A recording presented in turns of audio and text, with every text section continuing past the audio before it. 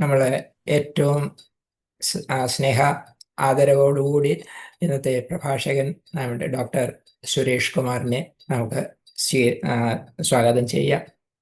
കഴിഞ്ഞ ദിവസം നാരായണ ഗുരുസ്വാമികളുടെ അറിവ് എന്ന ലഘു കൃതിയെക്കുറിച്ച്, കൃതിയുടെ വലിപ്പത്തിലും രൂപത്തിലും ലഘു എന്ന് പറഞ്ഞതേ ഉള്ളൂ, ആധ്യാത്മിക തത്വം മുഴുവനും ഉൾക്കൊള്ളുന്ന 15 മലയാള പദ്യങ്ങൾ മാത്രമാണ് ഈ കൃതിയിലുള്ളത്. അതിൻ്റെ വ്യാഖ്യാനം എത്ര പറഞ്ഞിരുന്നാലും തീരുകയില്ല. ഒരു ശ്ലോകം തന്നെ ഒരു ദിവസം നമുക്ക് പറഞ്ഞു തീർക്കാൻ കഴിയുമെങ്കിൽ ഏറ്റവും നല്ല നമ്മൾ വിജയിച്ചു എന്ന് പറയാം. അത് ഉൾക്കൊള്ളാനായിട്ട് ശ്രമിക്കാം. നമ്മൾ ഏറ്റവും സ്നേഹത്തോടുകൂടി ഡോക്ടർ സുരേഷ് കുമാറിനെ നമ്മൾ സ്വാഗതം ചെയ്യുന്നു. നമസ്കാരം സാർ. നമസ്കാരം, എല്ലാവരുടെയും നമസ്കാരം. ഓം ശ്രീ വിദ്യാധിരാജായ നമ. തീർത്ഥം പാപഹരം പവിത്രം അറിവിൻ സാരസ്വതം സാഗരം. തീർത്ഥം പാപഹരം പവിത്രം അറിവിൻ സാരസ്വതം സാഗരം. സാർത്ഥം നിഷ്കളമാത്മബോധം അഖിലാണ്ട പ്രേമ പൂർണാകരം.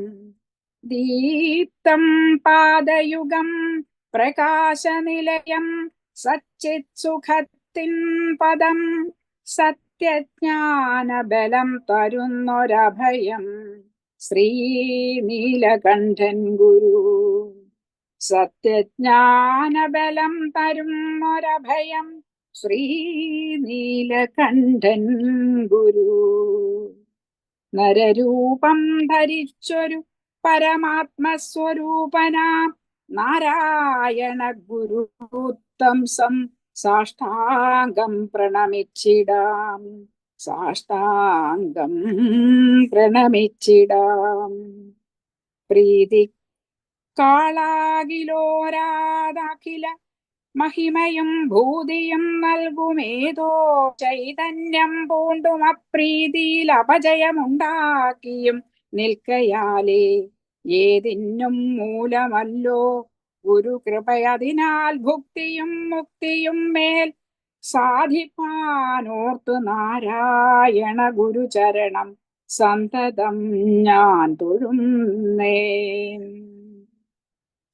സാധിപ്പാനോർത്തു നാരായണ ഗുരുചരണം സന്തതം ഞാൻ തൊഴുന്നേ. ഗുരുഭ്യോ നമഃ. ഓം ഗുരുർബ്രഹ്മ ഗുരുർവിഷ്ണു ഗുരുർദേവോ മഹേശ്വര ഗുരു സാക്ഷാൽ പരബ്രഹ്മ തസ്മൈ ശ്രീ ഗുരവേ നമഃ. അജ്ഞാനതിമിരാന്തസ്യ ജ്ഞാനാഞ്ജനശലാകയാ ചക്ഷുരുന്മീലിതം യേന തസ്മൈ ശ്രീ ഗുരവേ നമഃ. അപ്പോ നമ്മളുടെ ശ്രീനാരായണ ഗുരുവിന്റെ അറിവെന്ന കൃതിയുടെ പഠനത്തിന്റെ ഭാഗമായിട്ട് നമ്മളുടെ ആദ്യത്തെ ഒരു ക്ലാസ്സിലെ ഗുരുവിന്റെ പൊതുവായ സംഭാവനകളെ കുറിച്ചും ഗുരുവിന്റെ ജീവിതത്തെക്കുറിച്ചുമൊക്കെയാണ് ചില കാര്യങ്ങൾ പറഞ്ഞത്.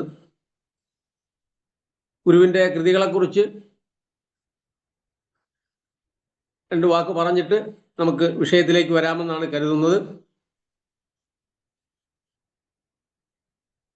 നമുക്കറിവുള്ളതുപോലെ ഗുരുവിന്റെ കൃതികൾ ആദ്യകാലങ്ങളിൽ, അതായത് ഗുരുവിന്റെ സമാധിക്ക് ശേഷം കുറെ കാലത്തേക്ക് ഈ കൃതികളെ കുറിച്ച് വേണ്ടവണ്ണം ഒരു പഠനം നടത്തിയിട്ടില്ലായിരുന്നു. ഒരു സാമൂഹ്യ പരിഷ്കർത്താവെന്ന നിലയ്ക്കും മറ്റുമാണ് ഗുരുവിനെ ഏറ്റവും അധികം ഉയർത്തിക്കാട്ടപ്പെട്ടത്. പക്ഷെ ഈ കൃതികളുടെ പഠനം പിൽക്കാലത്താണ് ഗൗരവതരമായി ഉണ്ടാകുന്നതും ശേഖരിക്കുന്നതും ഒക്കെ. അപ്പൊ ഞാനതിലേക്ക് വിശദമായി പോകുന്നില്ല, കാരണം വെച്ചാൽ നമ്മുടെ വിഷയത്തിലേക്ക് വരുന്നതിന് വേണ്ടി. അപ്പൊ ഗുരുവിന്റെ സാഹിത്യ കൃതികളെ ആകെ എടുത്താൽ ഇന്നേക്ക് 64ഓളം കൃതികൾ കണ്ടെത്തിയിട്ടുണ്ട്. ഇനിയും കണ്ടെത്താനുണ്ടെന്നാണ് പറയുന്നത്. അപ്പൊ ഈ അദ്ദേഹത്തിന്റെ കൃതികളുടെ ഒരു വിഷയം നോക്കിയാൽ അദ്ദേഹത്തിന്റെ ജീവിതത്തെ തന്നെ സുകുമാർ അഴീക്കോടിനെ പോലെയുള്ള അദ്ദേഹത്തെ ആഴത്തിൽ പഠിക്കുകയും ഒക്കെ ചെയ്തിട്ടുള്ള ഗുരുവര്യന്മാർ അദ്ദേഹത്തിൻ്റെ ജീവിതത്തെ നോക്കിക്കാണുന്നത് ഒരു 3 ഘട്ടങ്ങളായിട്ടാണ്. അതായത് അവധൂത കാലഘട്ടം, ആധ്യാത്മിക ജീവിതത്തെ 3 ഘട്ടങ്ങളായി തിരിച്ചാണ് പഠനത്തിന് വിധേയമാക്കിയിട്ടുള്ളത്. അതായത് അവധൂതനായിരുന്ന ഒരു കാലഘട്ടം, പിന്നെ തപശ്ചര്യ കാലഘട്ടം, പിന്നെ ആധ്യാത്മിക അനുഭൂതിയുടേതായ ഒരു കാലഘട്ടം. അങ്ങനെ 3 കാലഘട്ടങ്ങളെ ആയിട്ടാണ് ഗുരുവിനെ മനസ്സിലാക്കിയിട്ട് അദ്ദേഹത്തെ ജീവിതത്തെ പഠിച്ചിട്ടുള്ളത്. അപ്പോൾ ഈ കാലഘട്ടങ്ങളിലൊക്കെ ഉണ്ടായ കൃതികളെയും ഈ കാലഘട്ടത്തോടനുബന്ധിച്ചിട്ടാണ് വിലയിരുത്തപ്പെട്ടിട്ടുള്ളത്. അത്തരത്തിൽ നോക്കുമ്പോൾ അദ്ദേഹത്തിൻ്റെ സ്തോത്രകൃതികൾ, അനേകം സ്തോത്രകൃതികൾ അദ്ദേഹം ആരചിച്ചിട്ടുണ്ട്. വളരെ മനോഹരമായ ശബ്ദഭംഗി നിറഞ്ഞ, തൻ്റെ ഭാഷയിന്മേലുള്ള തൻ്റെ അതീശത്വം അല്ലെങ്കിൽ തൻ്റെ പ്രാഭവത്തെ, പ്രതിഭയെ ഖ്യാപനം ചെയ്യണം എന്ന ബോധത്തോടു കൂടി എഴുതിയിട്ടുള്ളതുണ്ട്. കാരണം അക്ഷരമാലാക്രമത്തിലൊക്കെ എഴുതിയിട്ടുള്ളതുണ്ട്, അതിനെക്കുറിച്ചൊക്കെ നിരീക്ഷിക്കപ്പെട്ടിട്ടുണ്ട്. അങ്ങനെയുള്ള സ്തോത്രകൃതികൾ അത് അദ്ദേഹത്തിൻ്റെ ആദ്യ കാലഘട്ടത്തിൽ, അവധൂത കാലഘട്ടത്തിൽ, അവധൂത കാലഘട്ടത്തിൽ എഴുതപ്പെട്ടതാണെന്ന് പൊതുവെ വിലയിരുത്തപ്പെട്ടിട്ടുണ്ട്. മറ്റൊന്ന്, അദ്ദേഹത്തിന്റെ തപശ്ചര്യ കാലഘട്ടത്തിൽ ആധ്യാത്മികതയുടെ അകത്തളങ്ങളിലേക്ക് പ്രവേശിക്കുന്ന, അല്ലെങ്കിൽ അതാണ് ദീർഘമായ ആ തപസ്സിന്റെ കാലഘട്ടത്തിൽ എഴുതപ്പെട്ടിട്ടുള്ള കൃതികളെ എന്ന് വിലയിരുത്തപ്പെട്ടിട്ടുണ്ട്. അതായത് അനുഭൂതി ദശകം പോലെയുള്ള, അദ്വൈത ദീപിക പോലെയുള്ള, സ്വാനുഭവ ഗീതി, കുണ്ടലിനിപ്പാട്ട്, ഇവയൊക്കെ ഈ ഇദ്ദേഹം തപശ്ചര്യ കാലഘട്ടത്തിൽ എഴുതിയിട്ടുള്ളതാണെന്നാണ് പൊതുവെ പറയപ്പെടുന്നത്. അതേപോലെ തന്നെ അദ്ദേഹത്തിന്റെ ജീവിതത്തെ ഈ 3 കാലഘട്ടങ്ങളെയും ഒരു നദീപ്രവാഹം പോലെ നിരൂപണം ചെയ്തിട്ടുണ്ട് അഴീക്കോടിനെ പോലുള്ളവർ. കാരണം എന്ന് വെച്ച് കഴിഞ്ഞാൽ, ഒരു മഹത്തായ പർവ്വതത്തിന്റെ ശൃംഗങ്ങളിൽ നിന്നും ഉദ്ഭവിച്ച് താഴേക്ക് പ്രവഹിക്കുന്ന ഒരു മഹാനദി എങ്ങനെയാണ് അവസാനം സമുദ്രത്തിൽ എത്തിച്ചേരുന്നത് പോലെ, അത്തരത്തിലായിരുന്നു അദ്ദേഹത്തിൻ്റെ ഒരു ആധ്യാത്മിക ജീവിതത്തിൻ്റെ സരണിയെന്നും നിരീക്ഷിക്കപ്പെട്ടിട്ടുണ്ട്. അതിൻ്റെ പ്രാഭവ കാലഘട്ടത്തിൽ, ആദ്യ കാലഘട്ടങ്ങളിൽ ശബ്ദായമാനമായി കളകളാരവത്തോടൊഴുകുന്ന അനേക പ്രവാഹങ്ങൾ ചേർന്ന് നദിയായി രൂപപ്പെടുന്ന ഒരു കാലഘട്ടത്തിൽ ശബ്ദഭംഗി നിറഞ്ഞ കൃതികൾ, സ്തോത്രങ്ങൾ രചിക്കുമെന്നും, പിൽക്കാലത്ത് സമതലത്തിലൂടെ ഒഴുകി വരുമ്പോൾ ആധ്യാത്മികതയുടെ അന്തസാരത്തിലേക്ക് പ്രവഹിക്കുന്ന അല്ലെങ്കിൽ കടന്നു വരുന്ന കൃതിയുടെ അതിൻ്റെ ഒരു രണ്ടാമത്തെ ഘട്ടമായിട്ടും അവതരിപ്പിക്കുന്നുണ്ട്. അപ്പം പ്രശാന്തത ആവഹിക്കുന്ന ഒരു നദിയുടെ സ്വഭാവത്തെ പ്രതിനിധാനം ചെയ്യുന്ന കൃതികൾ. എന്നിട്ട് അവസാനം അനുഭൂതി സാന്ദ്രമയുടെ ആഴങ്ങളിലേക്ക് അമർന്നു പോകുന്ന അവസാന കാലഘട്ടങ്ങളിൽ എഴുതിയ കാമ്പാർന്ന വളരെ ആഴമേറിയ അതായത് ആത്മോപദേശ ശതകം പോലെയുള്ള, ദർശനമാല പോലെയുള്ള കൃതികൾ, നമ്മളെ പഠനീയമായിരിക്കുന്ന 60 കൃതിയും ആ ഒരു കാറ്റഗറിയിൽ, ആ ഒരു കാലഘട്ടത്തിൽ എഴുതപ്പെട്ടതായിട്ടാണ് വിലയിരുത്തപ്പെടുന്നത് അല്ലെങ്കിൽ കണക്കാക്കപ്പെടുന്നത്. അപ്പോൾ ഇങ്ങനെ 3 കാലഘട്ടങ്ങളിലൂടെ എഴുതിയ ഈ 64ഓളം കൃതികൾ പലരും വ്യാഖ്യാനിച്ചിട്ടുണ്ട്. നമുക്കറിയാം, അതെ, മുഖ്യമായിട്ടും ഈ കൃതികളിൽ ഒന്നിൽ അദ്ദേഹത്തിന്റെ ജീവിത ലക്ഷ്യത്തെക്കുറിച്ച് പറയുന്ന, വളരെ കാഷ്വലായിട്ട് പറയുന്ന ഒരു രംഗമുണ്ട്. കാരണം സുബ്രഹ്മണ്യ കീർത്തനം. അപ്പൊ ആ സുബ്രഹ്മണ്യ കീർത്തനത്തിലെ അദ്ദേഹം സുബ്രഹ്മണ്യ സ്വാമിയുടെ വിവിധ ഭാവങ്ങളെ വർണ്ണിക്കുന്നിടത്ത്, ഐശ്വര്യത്തെ വർണ്ണിക്കുന്നിടത്ത്, അങ്ങനെ വർണ്ണിച്ചുകൊണ്ടിരിക്കുന്നതിനിടയിൽ തന്നെ വളരെ പെട്ടെന്ന് മറ്റൊരു ശ്ലോകം കയറി വരികയാണ്, മനസ്സിലേക്ക് മറ്റൊരു ശ്ലോകം കയറി വരികയും ആ ശ്ലോകം നമ്മൾ വായിച്ചു നോക്കുമ്പോൾ തൻ്റെ ജീവിത ലക്ഷ്യത്തെ ഖ്യാപനം ചെയ്യുന്നത് പോലെ മനോഹരമായ ഒരു ശ്ലോകമുണ്ട്. സ്പഷ്ടം നിലാവങ്ങു നീങ്ങി ദിനകരുദയം ചെയ്ത് ചന്ദ്രൻ മറഞ്ഞു. സ്പഷ്ടം നിലാവങ്ങു നീങ്ങി ദിനകരനുദയം ചെയ്തു ചന്ദ്രൻ മറഞ്ഞു. തട്ടിത്തട്ടിപ്പെരുക്കി പെരുവെളി അതിലാക്കിയിടുവാൻ പിന്നെയാട്ടെ. കഷ്ടം ദീനം പിടിച്ചു മതിരയത് കുടിച്ചോ കിടക്കുന്ന ലോകർ ഉത്തിഷ്ടോത്തിഷ്ട ശീക്രം നദിയിൽ മുഴുകുവാൻ കാലമായി വന്നിതിപ്പോൾ എന്ന് ആധ്യാത്മിക അനുഭൂതിയെക്കുറിച്ച് പറയുമ്പോൾ അത് നമ്മൾ നേരത്തെ കഴിഞ്ഞ ക്ലാസ്സിൽ സൂചിപ്പിച്ചതുപോലെ നമ്മളുടെ ഒരു പാരമ്പര്യ രൂപത്തിൽ നോക്കിയാൽ വൈയക്തികമായ ജീവിത സാബല്യമാണ് മോക്ഷം എന്ന് പറയുന്നത്. അതൊരു വൈയക്തികമായ തലമാണ്. അതിൽ നിന്ന് സാമൂഹികമായ ഒരു തലത്തിലേക്ക് സംക്രമിപ്പിക്കുന്നതാണ് ആധുനിക കാലത്ത്, വിശിഷ്യ നവോത്ഥാന കാലത്ത് നാം കാണുന്നത്. അപ്പോൾ അത്തരത്തിൽ ഒരു ചിന്ത ഗുരുവിൽ കടന്നു വരുന്നത് ലോകക്ഷേമത്തെക്കുറിച്ച് അല്ലെങ്കിൽ ലോക സേവനത്തെക്കുറിച്ചുള്ള ഒരു ചിന്ത ഗുരുവിലേക്ക് കടന്നു വരുന്നതിൻ്റെ ഒരു ഖ്യാപനമായിട്ടാണ് ഈ ശ്ലോകം നാം മനസ്സിലാക്കുന്നത്. പറയും കാരണം എന്ന് വെച്ച് കഴിഞ്ഞാല് ഈ റൊമൈൻ റോളിനെ പോലുള്ള ഫ്രഞ്ച് ചിന്തകന്മാർ പറയും ഏതൊരു ആധ്യാത്മിക പുരുഷന്റെയും ജീവിതത്തിൽ രണ്ട് തരത്തിലുള്ള തലങ്ങളുണ്ടെന്ന് അദ്ദേഹം പറയും. ഒന്ന് വിത്ഡ്രാവൽ, മറ്റൊന്ന് റിട്ടേൺ. അതായത് ലോക ജീവിതത്തിൽ നിന്നുള്ള പിൻവാങ്ങലും അവസാനം ലോക ജീവിതത്തിലേക്ക് തിരിച്ചു വരുന്നതും. ഈ ലോക ജീവിതത്തിലേക്കുള്ള അപ്പോൾ അത്തരത്തിലുള്ള മഹാരഥന്മാരുടെ ജീവിതം, ഏതൊരു ആധ്യാത്മിക പുരുഷന്റെയും ജീവിതത്തിന്റെ സാഫല്യം ഈ തിരിച്ചുവരവിലാണ്.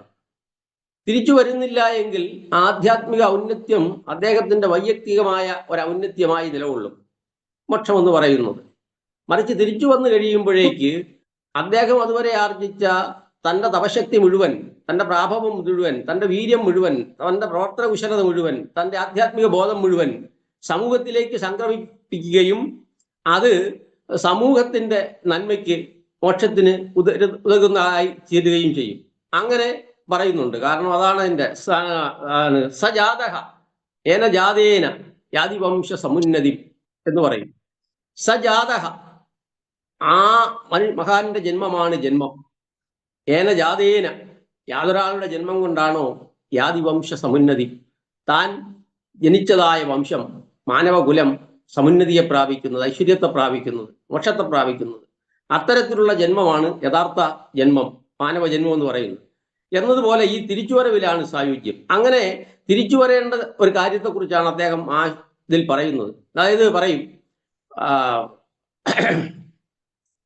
തന്നാൽ കരയേറ്റേണ്ടവരെത്ര പേരു താഴത്ത് പാഴ്ചേറ്റിൽ അമർന്നിരിക്കേ താനൊറ്റയിൽ ബ്രഹ്മപദം കൊതിക്കും തപോതിരിക്കെന്തൊരു ചാരിതാർത്ഥ്യം. അപ്പൊ തൻ്റെ കൈപിടിച്ച് തൻ്റെ സഹായത്താൽ ഉയർന്നു വരേണ്ടവർ പാഴ്ചേറ്റിൽ അമർന്നിരിക്കുമ്പോൾ താൻ ഒറ്റയ്ക്ക് ഉയർന്നു പോകേണ്ട, അങ്ങനെ പോയിട്ട് അത്തരത്തിലുള്ള ചാരിതാർത്ഥ്യത്തിന് എന്ത് പ്രസക്തിയാണെന്ന് പറയുന്നു. എന്നതുപോലെയാണ് ഗുരുവിൽ ഇവിടെ തോന്നുന്നത്. ഗുരുവിൻ്റെ ദർശനമാല എടുത്തു കഴിഞ്ഞാലേ നിർവ്വാണ ദശകത്തെ നമുക്കറിയാം. നിർവ്വാണ ദശകത്തിലെ ഗുരു അദ്വൈതിയാണെന്ന് പറയുമ്പോഴും ശൈവ ദർശനത്തിൻ്റെ സ്വാധീനം ഗുരുവിൻ്റെ കൃതികളിലുണ്ടെന്ന് നമുക്കറിയാം. അപ്പോ അതിൽ ഈ നിർവ്വാണത്തെ സാധാരണ നമ്മൾ എന്താണ് ട്രഡീഷണൽ ആയിട്ടുള്ള യാഥാസ്ഥിതിക അദ്വൈത ദർശനത്തിന്റെ അടിസ്ഥാനത്തിൽ പറഞ്ഞാൽ ജീവൻ മുക്തൻ, പിന്നെയോ ഒന്ന് ജീവൻ മുക്തൻ, പിന്നെ പരമമായിട്ട് മുക്തി നേടിയ രണ്ട് തലങ്ങളാണ് പറയുന്നത്. പക്ഷേ ഇദ്ദേഹം പറയുന്നത് ഈ നിർവ്വാണ ദശകത്തിൽ പറയും ബ്രഹ്മവിദ് വരഹ, ബ്രഹ്മവിദ് വരീയ, ബ്രഹ്മവിദ് വരിഷ്ഠ. അതായത് ഈ നിർവ്വാണത്തിന്റെ പല അടരികളെ പറയുന്നുണ്ട്. അപ്പൊ അവിടെ അദ്ദേഹമാ പറയുന്നത് തട്ടി പെരുക്കി പെരുവെളി അതിലാക്കിയിടുവാൻ പിന്നെയാട്ടെ ഉയർന്നുയർന്നങ്ങനെ പോകാൻ വരട്ടെ. ഈ അതാണ് കഷ്ടം ദീനം പിടിച്ചോ മതിരയത് കുടിച്ചോ കിടക്കുന്ന ലോകർ കുത്തിഷ്ടോത്തിഷ്ട ശീക്രം നദിയിൽ മുഴുകുവാൻ കാലമായി വന്നതിപ്പോൾ. ജീവിത നദിയിലേക്ക് മുഴുകുന്നതിന് ഇതാ കാലമായിരിക്കുന്നുവെന്ന് അദ്ദേഹം തൻ്റെ ജീവിത ലക്ഷ്യത്തെ ഖ്യാപനം ചെയ്യുന്നത് പോലെയാണ് അതിൽ നാം കാണുന്നത്. ഞാൻ ഇതിലേക്ക് കൂടുതൽ കിടക്കുന്നില്ല. അങ്ങനെ പറഞ്ഞു കഴിഞ്ഞാൽ നമ്മൾ വീണ്ടും അങ്ങ് ഇതിലേക്ക് കടന്നു പോകും. എങ്കിലും അദ്ദേഹത്തിന്റെ കൃതികളെക്കുറിച്ച് പറയുന്നിടത്ത് നമ്മളൊരു കൃതിയെ മനസ്സിലാക്കുവാൻ ശ്രമിക്കുന്നതായ സന്ദർഭമാണ് എന്നുള്ളത് കൊണ്ട് ആ കൃതിയുടെ ഒരു ഗൗരവത്തെക്കുറിച്ച്, കൃതികളുടെ ഗൗരവത്തെക്കുറിച്ചും അതിൻ്റെ ഒരു സ്വഭാവത്തെക്കുറിച്ചും നിരൂപകന്മാരിൽ ചിലർ പറഞ്ഞ ചില അഭിപ്രായങ്ങൾ മാത്രം സൂചിപ്പിച്ചുകൊണ്ട് ഈ ഭാഗം അവസാനിപ്പിക്കുക. അതായത് ശ്രീനാരായണ ഗുരുവിന്റെ മിക്ക കൃതികളും ചിന്താ തുരങ്കത കൊണ്ട് സാധാരണ വായനക്കാർക്ക് എളുപ്പം മനസ്സിലാക്കാൻ കഴിയുന്നതല്ല.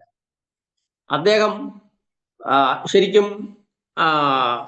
എന്താണ് ചിന്താ തുരങ്കത എന്ന് വെച്ചാൽ ഗുരുക്കന്മാരുടെ ചിന്തയാണ്, അത് എത്ര വേഗതയിലാണ്. അപ്പോൾ അതേ ഫ്ലോയിലെ നമുക്ക് എത്തിപ്പെടാൻ കഴിയായക കൊണ്ട് അത് മനസ്സിലാക്കാൻ കുറച്ച് പ്രയാസമുണ്ട്.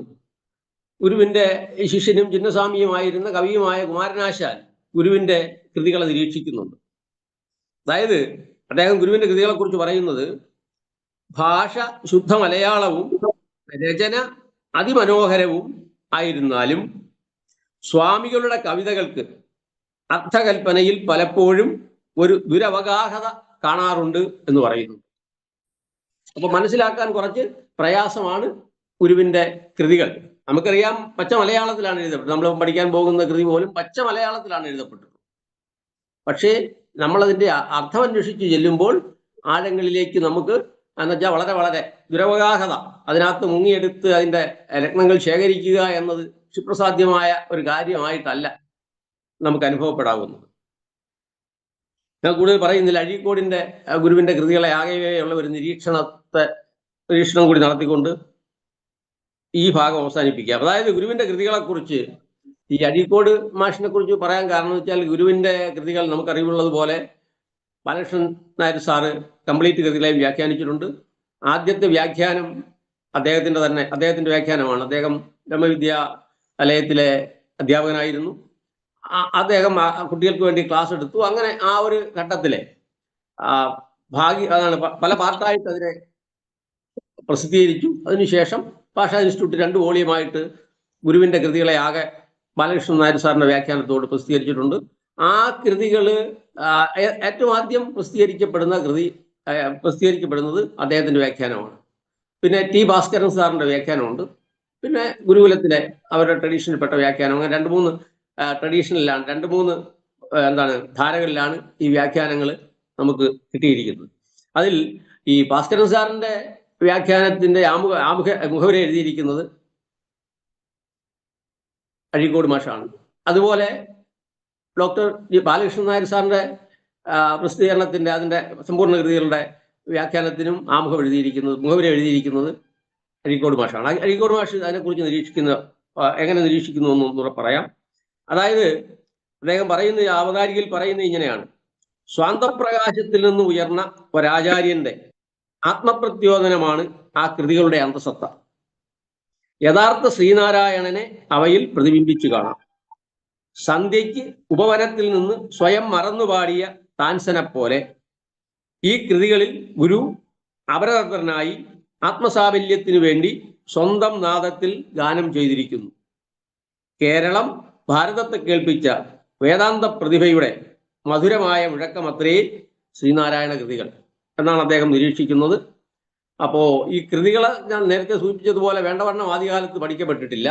പക്ഷേ പിൽക്കാലത്ത് അനേക വ്യാഖ്യാനങ്ങൾ കൃതികൾക്കുണ്ടായിട്ടുണ്ട് പല സരണികളിലൂടെ. നമ്മൾ ആ കൃതികളെ ആകവേ എടുത്തു കഴിഞ്ഞാൽ നമുക്ക് അതിൻ്റെ വ്യാഖ്യാനങ്ങളെ നമ്മൾ നോക്കിക്കഴിഞ്ഞാൽ നമുക്ക് മനസ്സിലാകുന്നത് ഈ 3 രീതിയിൽ ഈ വ്യാഖ്യാനങ്ങൾ ഉണ്ടായിട്ടുണ്ട് എന്നുള്ളതാണ്. അതിലെ ഭാസ്കരൻ സാറിന്റെ വ്യാഖ്യാനം ഈ ഒരു ദ്രവീഡിയൻ സ്വാധീനം, ദ്രാവിഡ സംസ്കാരത്തിന്റെ സ്വാധീനം, വിശേഷിച്ചും ശൈവ സിദ്ധാന്തത്തിന്റെ സ്വാധീനം, തന്ത്രത്തിന്റെ സ്വാധീനം, സിദ്ധ പാരമ്പര്യത്തിന്റെ സ്വാധീനം, ഇവയൊക്കെ ഗുരുവിന്റെ കൃതികളിൽ എങ്ങനെ വരുന്നത് എന്നത് കൂടുതൽ പ്രകാശിപ്പിക്കുന്ന തരത്തിലാണ്. അതേസമയം ഈ ബാലകൃഷ്ണൻ നായർ സാറിന്റെ വ്യാഖ്യാനത്തിൽ നാം അധികവും പാരമ്പര്യ വേദാന്തത്തോട് ചേർന്ന് നിൽക്കുന്ന തരത്തിൽ അദ്ദേഹത്തിന്റെ വ്യാഖ്യാനങ്ങളിലെ നമ്മളെപ്പോഴും ഈ ഗുരുവിന്റെ കൃതികളുടെ വ്യാഖ്യാനങ്ങളിൽ അദ്ദേഹം എപ്പോഴും ഉപനിഷത്തുക്കളിൽ നിന്നും ഭഗവത്ഗീതയിൽ നിന്നും നമ്മളെ ട്രഡീഷണൽ ആയിരിക്കുന്ന ആധ്യാത്മിക കൃതികളിൽ നിന്ന് പ്രസക്തമായ ഭാഗങ്ങളെ ഉദ്ധരിച്ചുകൊണ്ട് സുഗമമാക്കി ആ ഒരു ട്രഡീഷനിലാണ് അദ്ദേഹം വ്യാഖ്യാനിച്ചിട്ടുള്ളത്. ഈ 2 പാരമ്പര്യത്തിൽ നിന്നും വ്യത്യസ്തമായി ഗുരുകുലം വ്യാഖ്യാനിച്ചിട്ടുള്ളത്, അതിപ്പം നിത്യേതന്യതി ആയാലും മുനിനാരായണ പ്രസാദ് ആയാലും നടരാജഗുരു ആയാലും വ്യാഖ്യാനിച്ചിട്ടുള്ളത് ഈ നമ്മളുടെ ട്രഡീഷണലായിരിക്കുന്ന ഒരു വേദാന്ത പാരമ്പര്യത്തിൽ നിന്ന് ഏതൊക്കെ മേഖലകളിലാണ് ഗുരു തൻ്റെ തനതായ സ്വത്വം ഉണ്മ പ്രകാശിപ്പിച്ചിട്ടുള്ളത് അവയ്ക്ക് ഊന്നൽ കൊടുത്തിട്ടുകൊണ്ടാണ് ഈ ഗുരുകുലത്തിൽ നിന്നുള്ള വ്യാഖ്യാനങ്ങൾ നമുക്ക് കാണാൻ കഴിയുന്നത്. ഇങ്ങനെ 2-3 ധാരകളിലാണ് ഗുരുവിൻ്റെ കൃതികളുടെ വ്യാഖ്യാനങ്ങൾ വന്നിട്ടുള്ളത്. അപ്പോൾ അതുകൊണ്ട് ആ വിഷയം ഞാൻ അവിടെ അവസാനിപ്പിക്കുകയാണ്. നമ്മളിപ്പോൾ ഇവിടെ പഠനീയമായിരിക്കുന്ന കൃതി ഇവിടെ സൂചിപ്പിക്കപ്പെട്ടതുപോലെ വളരെ ലഘുവായ കേവലം 15 പദ്യങ്ങൾ മാത്രമുള്ള ഒരു കൃതിയാണ്. പക്ഷേ ഈ കൃതിയിലെ ഇത് പഠിക്കാൻ ഉദ്യമിക്കുമ്പോൾ നാം എത്രമാത്രം ജാഗ്രത പുലർത്തണം, നാം എത്രമാത്രം ഏകാഗ്രതയോടെ വേണം ഈ കൃതിയെ സമീപിക്കുവാൻ എന്ന് ഈ കൃതിയെ വ്യാഖ്യാനിച്ചിട്ടുള്ള വ്യാഖ്യാതാക്കളായിരിക്കുന്ന ചിലരൊക്കെ നിർദ്ദേശിച്ചിട്ടുള്ള അല്ലെങ്കിൽ പറഞ്ഞിട്ടുള്ള ചില നിരീക്ഷണങ്ങളിലൂടെ കടന്നുപോയിട്ട് നമുക്ക് കൃതിയിലേക്ക് വരാം എന്നാണ് ഞാൻ കരുതുന്നത്. അതായത് ഗുരുവിന്റെ കൃതികളെ, അതായത് അദ്വൈതത്തെ ശാസ്ത്രമാക്കിയ മഹർഷി എന്ന് ഗുരുവിന്റെ സംഭാവനകളെ ആകെ തന്നെ വിലയിരുത്തിക്കൊണ്ട് എങ്ങനെ ആധുനിക ശാസ്ത്രത്തിന്റെ പശ്ചാത്തലത്തിൽ ഒരു ശാസ്ത്രാധ്യാപകനായിരുന്ന പ്രൊഫസർ ജി.കെ. ശശിധരൻ സാറ്, അതായത് അദ്വൈതത്തെ ശാസ്ത്രമാക്കിയ മഹർഷി, അതിന്റെ ശാസ്ത്രീയത എത്രമാത്രമുണ്ട് എന്ന് വെളിവാക്കുമാറ് ഒരു കൃതി, അദ്ദേഹത്തിന്റെ ജീവിതത്തെ പുരസ്കരിച്ചൊരു കൃതി എഴുതിയിട്ടുണ്ട്. ആ കൃതിയിലെ ഈ അറിവിനെ കുറിച്ച് അദ്ദേഹം ഒരു നിരീക്ഷണം നടത്തുന്നുണ്ട്. അറിവിനെ കുറിച്ച് അദ്ദേഹം പറയുന്നത്, ദാർശനികതയുടെ ഉത്തമ ഉദാഹരണങ്ങളിൽ ഞാനിത് എന്താ സൂചിപ്പിക്കുന്നത് എന്നാണെങ്കിൽ, നമ്മുടെ കൃതിയുടെ പഠനത്തിന്റെ ഒരു പൂർവ്വ പീഠിക എന്ന നിലയിൽ ഈ കൃതിയെ എത്രമാത്രം ഗൗരവമാർന്നതാണ് എന്നതിനെ സൂചിപ്പിക്കുന്നതിന് വേണ്ടി മാത്രമാണ്. അതായത് ദാർശനികതയുടെ ഉത്തമ ഉദാഹരണങ്ങളിൽ ഒന്നായ ഈ കൃതിയിൽ സ്വീകരിച്ചിരിക്കുന്ന പ്രതിപാദന രീതിക്ക് സമാനതകൾ ഇല്ലെന്ന് തന്നെ പറയാം. പദ്യങ്ങളെല്ലാം ഗുരുദേവൻ ഒരു ശാസ്ത്രജ്ഞന്റെ വിശകലന രീതിയിലാണ് എഴുതിയിട്ടുള്ളത്. അറിവ് എന്ന കൃതിയിലെ 15 പദ്യങ്ങളും അദ്വൈത സത്യത്തിന്റെ ആത്മീയവും ശാസ്ത്രീയവുമായ ശുദ്ധ രഹസ്യങ്ങൾ വെളിപ്പെടുത്തുന്നവയാണ്. നിത്യചൈതന്യതി ഈ കൃതിക്ക്, അതായത് ആ ഗുരു പരമ്പരയുടെ, അതായത് ഗുരുകുലത്തിന്റെ പാരമ്പര്യത്തിൽ നിത്യചൈതന്യതി ഈ കൃതിക്ക് വ്യാഖ്യാനം എഴുതിയിട്ടുണ്ട്. അത് ഇംഗ്ലീഷിലാണ്, അതിന്റെ മലയാളം വിവർത്തനവും ഉണ്ട്. പക്ഷേ മലയാള വിവർത്തനം വായിച്ചു നോക്കുമ്പോൾ ഇംഗ്ലീഷുമായിട്ട് വെച്ച് നോക്കുമ്പോൾ കുറച്ച് പ്രശ്നങ്ങൾ, അത്ര ശ്രദ്ധയോട് വിവർത്തനം ചെയ്തതായിട്ട് തോന്നുന്നില്ല. ആ ഒരു കൃതിയിലെ നിത്യചൈതന്യതയുടെ ഒരു നിരീക്ഷണം ഈ കൃതിയെക്കുറിച്ച് പറയുന്നത്, അദ്ദേഹത്തിന്റെ വ്യാഖ്യാനത്തിൽ പറയുന്നത്, ആമുഖമായി പറയുന്നത്, ദാർശനിക ലോകത്തിന് നാരായണ ഗുരു നൽകിയ തനിമയുള്ള ഒരു സംഭാവനയാണ്. ഇത് ഒറ്റയിരിപ്പിൽ വായിച്ചു തീർക്കേണ്ട ഒന്നല്ല. ഇതിലെ ഓരോ പദ്യത്തിൻ്റെയും പിന്നിലുള്ള ഗുരുവിന്റെ ഉൾക്കാഴ്ച അനുവാചകന് സ്വന്തമായി തീരുന്നതിന് ദീർഘമായ മനനം ആവശ്യമാണ്. അദ്ദേഹത്തിന്റെ കൃതിയിലെ അതിന്റെ മലയാള ട്രാൻസ്ലേഷൻ തന്നെ അറിവ് ഒരു മനനം എന്ന രീതിയിലാണ് അത് ആമുഖമായി കൊടുത്തിരിക്കുന്നത്. ഈ കൃതി ഇരിക്കെ തന്നെ, അതായത് ഈ ഗുരുകുല പാരമ്പര്യത്തിലെ നിത്യചൈതന്യതി വ്യാഖ്യാനിച്ചതിനു ശേഷം മുനി നാരായണപ്രസാദ് സ്വാമികൾ ഇതിനെ വ്യാഖ്യാനിക്കുന്നുണ്ട്. അപ്പോൾ അത് ഗുരുവിന്റെ ഒരു വ്യാഖ്യാനം, കൃതിയുടെ വ്യാഖ്യാനം ഇരിക്കുന്നുണ്ട്. ആ വ്യാഖ്യാനം ഇരിക്കെ തന്നെ എന്തിനിത് വീണ്ടും വ്യാഖ്യാനിക്കുന്നു എന്നാണെങ്കിൽ, എത്ര വ്യാഖ്യാനിച്ചാലും അതിൻ്റെ ആന്തരികമായിരിക്കുന്ന അർത്ഥങ്ങളെ പൂർണ്ണമായും പ്രകാശിപ്പിച്ചുവെന്ന് ഒരു വ്യാഖ്യാതാവിനും അനുഭവപ്പെടാൻ സാധ്യതയില്ല.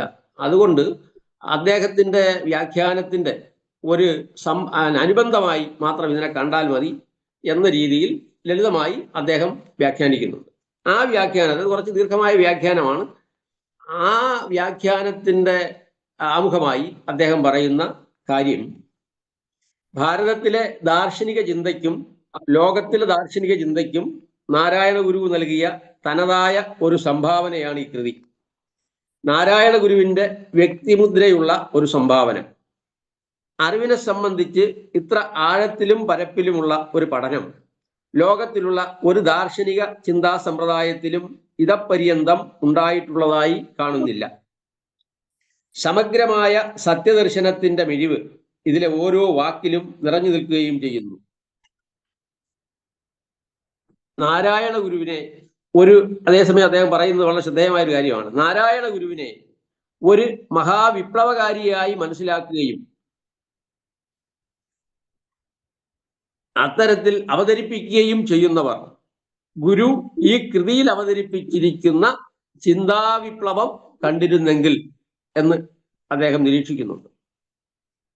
ഇതിൽ അവതരിപ്പിക്കപ്പെട്ടിരിക്കുന്ന വിഷയത്തിന്റെ സൂക്ഷ്മത ഭാഷയുടെ ലാളിത്യത്തിന് വഴങ്ങിത്തരുന്നതല്ല.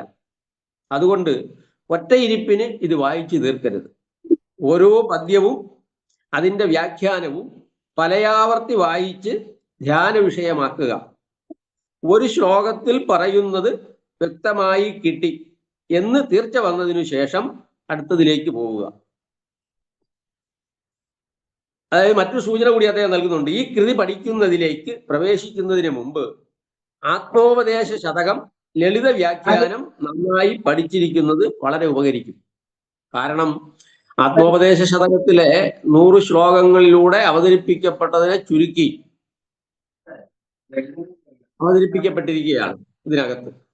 അതായത് നമ്മൾ പറഞ്ഞു കഴിഞ്ഞാൽ 555 സൂത്രങ്ങളിലൂടെ ബാദരായണൻ അവതരിപ്പിച്ചിരിക്കുന്ന ബ്രഹ്മതത്വം, ബ്രഹ്മസൂത്രങ്ങൾ 555 സൂത്രങ്ങളിലൂടെ അവതരിപ്പിക്കപ്പെട്ടതിനെ 24 സൂത്രങ്ങളിലൂടെ ശ്രീനാരായണ ഗുരു അവതരിപ്പിക്കുന്നുണ്ട്. അപ്പൊ എത്രമാത്രം അതിനകത്തെ ഈ വാദിക്കാനും ജയിക്കാനും അല്ല എന്ന് പറയുമ്പോൾ പ്രതിപക്ഷങ്ങളെ നിഷേധിക്കുന്ന വാദഭാഗങ്ങൾ ഒഴിച്ചാൽ അദ്വൈത സിദ്ധാന്തത്തിന്റെ അതല്ലെങ്കിൽ ബ്രഹ്മവിദ്യയുടെ അടിസ്ഥാനത്തെ ഈ 555 സൂത്രങ്ങളിലൂടെ വിപുലമായി പറയപ്പെട്ട സൂത്രങ്ങളാണ്. ആ സൂത്രത്തെ വീണ്ടും ചുരുക്കി 24 സൂത്രങ്ങളിലൂടെ ഗുരു അവതരിപ്പിക്കുന്നു. എന്ന് പറയുന്നത് പോലെ ആത്മോപദേശ ശതകത്തിൽ 100 പദ്യങ്ങളിലൂടെ പറഞ്ഞ കാര്യത്തെയാണ് അതിന്റെ സൂക്ഷ്മതയിൽ, ആഴത്തിൽ, അഗാധതയിൽ ഈ നമ്മളിവിടെ പഠിക്കാൻ പോകുന്നതായ 60 കൃതിയിലൂടെ ഗുരു അവതരിപ്പിക്കുന്നത്. അതുകൊണ്ട് നമ്മളൊരു സാധാരണ പഠിതാക്കൾ എന്ന നിലയിൽ നമ്മൾ ആത്മോപദേശ ശതകത്തിന്റെ വ്യാഖ്യാനം വായിച്ചിരിക്കണം. അതായത് ഞാൻ ആ കൃതി, അതായത് മുനിനാരായണ പ്രസാദ് സ്വാമികളുടെ ഈ ലളിത വ്യാഖ്യാനത്തിന്റെ ആമുഖത്തില് നമുക്ക് വളരെ പ്രയോജനപ്പെടുന്നതാണ്. അതിന്റെ ആമുഖത്തില് അദ്ദേഹം ആ കൃതിയുടെ ഒരു ഘടനയെക്കുറിച്ച് വളരെ മനോഹരമായി നമ്മൾക്ക് വളരെ സുഖകരമായി മനസ്സിലാക്കുന്ന തരത്തിൽ എങ്ങനെയാണ് ഗുരു ഈ ആത്മോപദേശ ശതകത്തെ ഡിസൈൻ ചെയ്തിരിക്കുന്നത്, ഏത് തരത്തിലാണ് അതിനകത്ത് തത്വങ്ങളെ അവതരിപ്പിച്ചിരിക്കുന്നത് എന്ന് വളരെ സൂക്ഷ്മമായി നിരീക്ഷിച്ചിട്ട് ഏതൊരു പഠിതാവിനും സഹായകമാകുന്ന തരത്തിലെ അവതരിപ്പിക്കുന്നുണ്ട്. അതിന്റെ തുടക്കത്തിൽ അദ്ദേഹം പറയുന്നുണ്ട് ആർക്ക് വേണ്ടി അത് എഴുതപ്പെട്ടതെന്ന്, അതിന്റെ കാര്യങ്ങളൊക്കെ പറയും. അപ്പൊ ആ ആത്മോപദേശ ശതകത്തെ നാം പരിചയപ്പെട്ടിരിക്കുന്നത് ഈ കൃതി പഠിക്കുന്നതിന് സഹായകമാകും. വിശേഷിച്ചും ലളിത വ്യാഖ്യാനം. ലളിത വ്യാഖ്യാനത്തെ എഴുതാനുള്ള ഒരു കാരണവും അദ്ദേഹം പറയുന്നുണ്ട്. അപ്പോ ഇതിലെ ഓരോ വാക്കും ഒന്നുകൂടി പറയാം. ഇതിലെ ഓരോ വാക്കും, അതായത് അറിവിനെ കുറിച്ചാണ് പറയുന്നത്, ഇതിലെ ഓരോ വാക്കും തിരഞ്ഞെടുക്കുന്നതിൽ ഗുരു എത്രമാത്രം നിഷ്കർഷത പുലർത്തിയിരിക്കുന്നു എന്നതിന് 15 പദ്യങ്ങളുള്ള ഇതിലെ ഓരോ പദ്യത്തിന്റെ ആദ്യ പദം നോക്കിയാൽ മതി. അറിവ് എന്ന വാക്കുകൊണ്ടാണ് ഇതിലെ 60 വരികളും ആരംഭിച്ചിരിക്കുന്നത്. അപ്പോൾ അതിന്റെ അർത്ഥം ഗ്രഹിക്കണമെങ്കിൽ നമ്മൾ എത്ര തന്നെ സജ്ജരാകണമെന്ന് ഊഹിക്കാവുന്നതേ ഉള്ളൂ.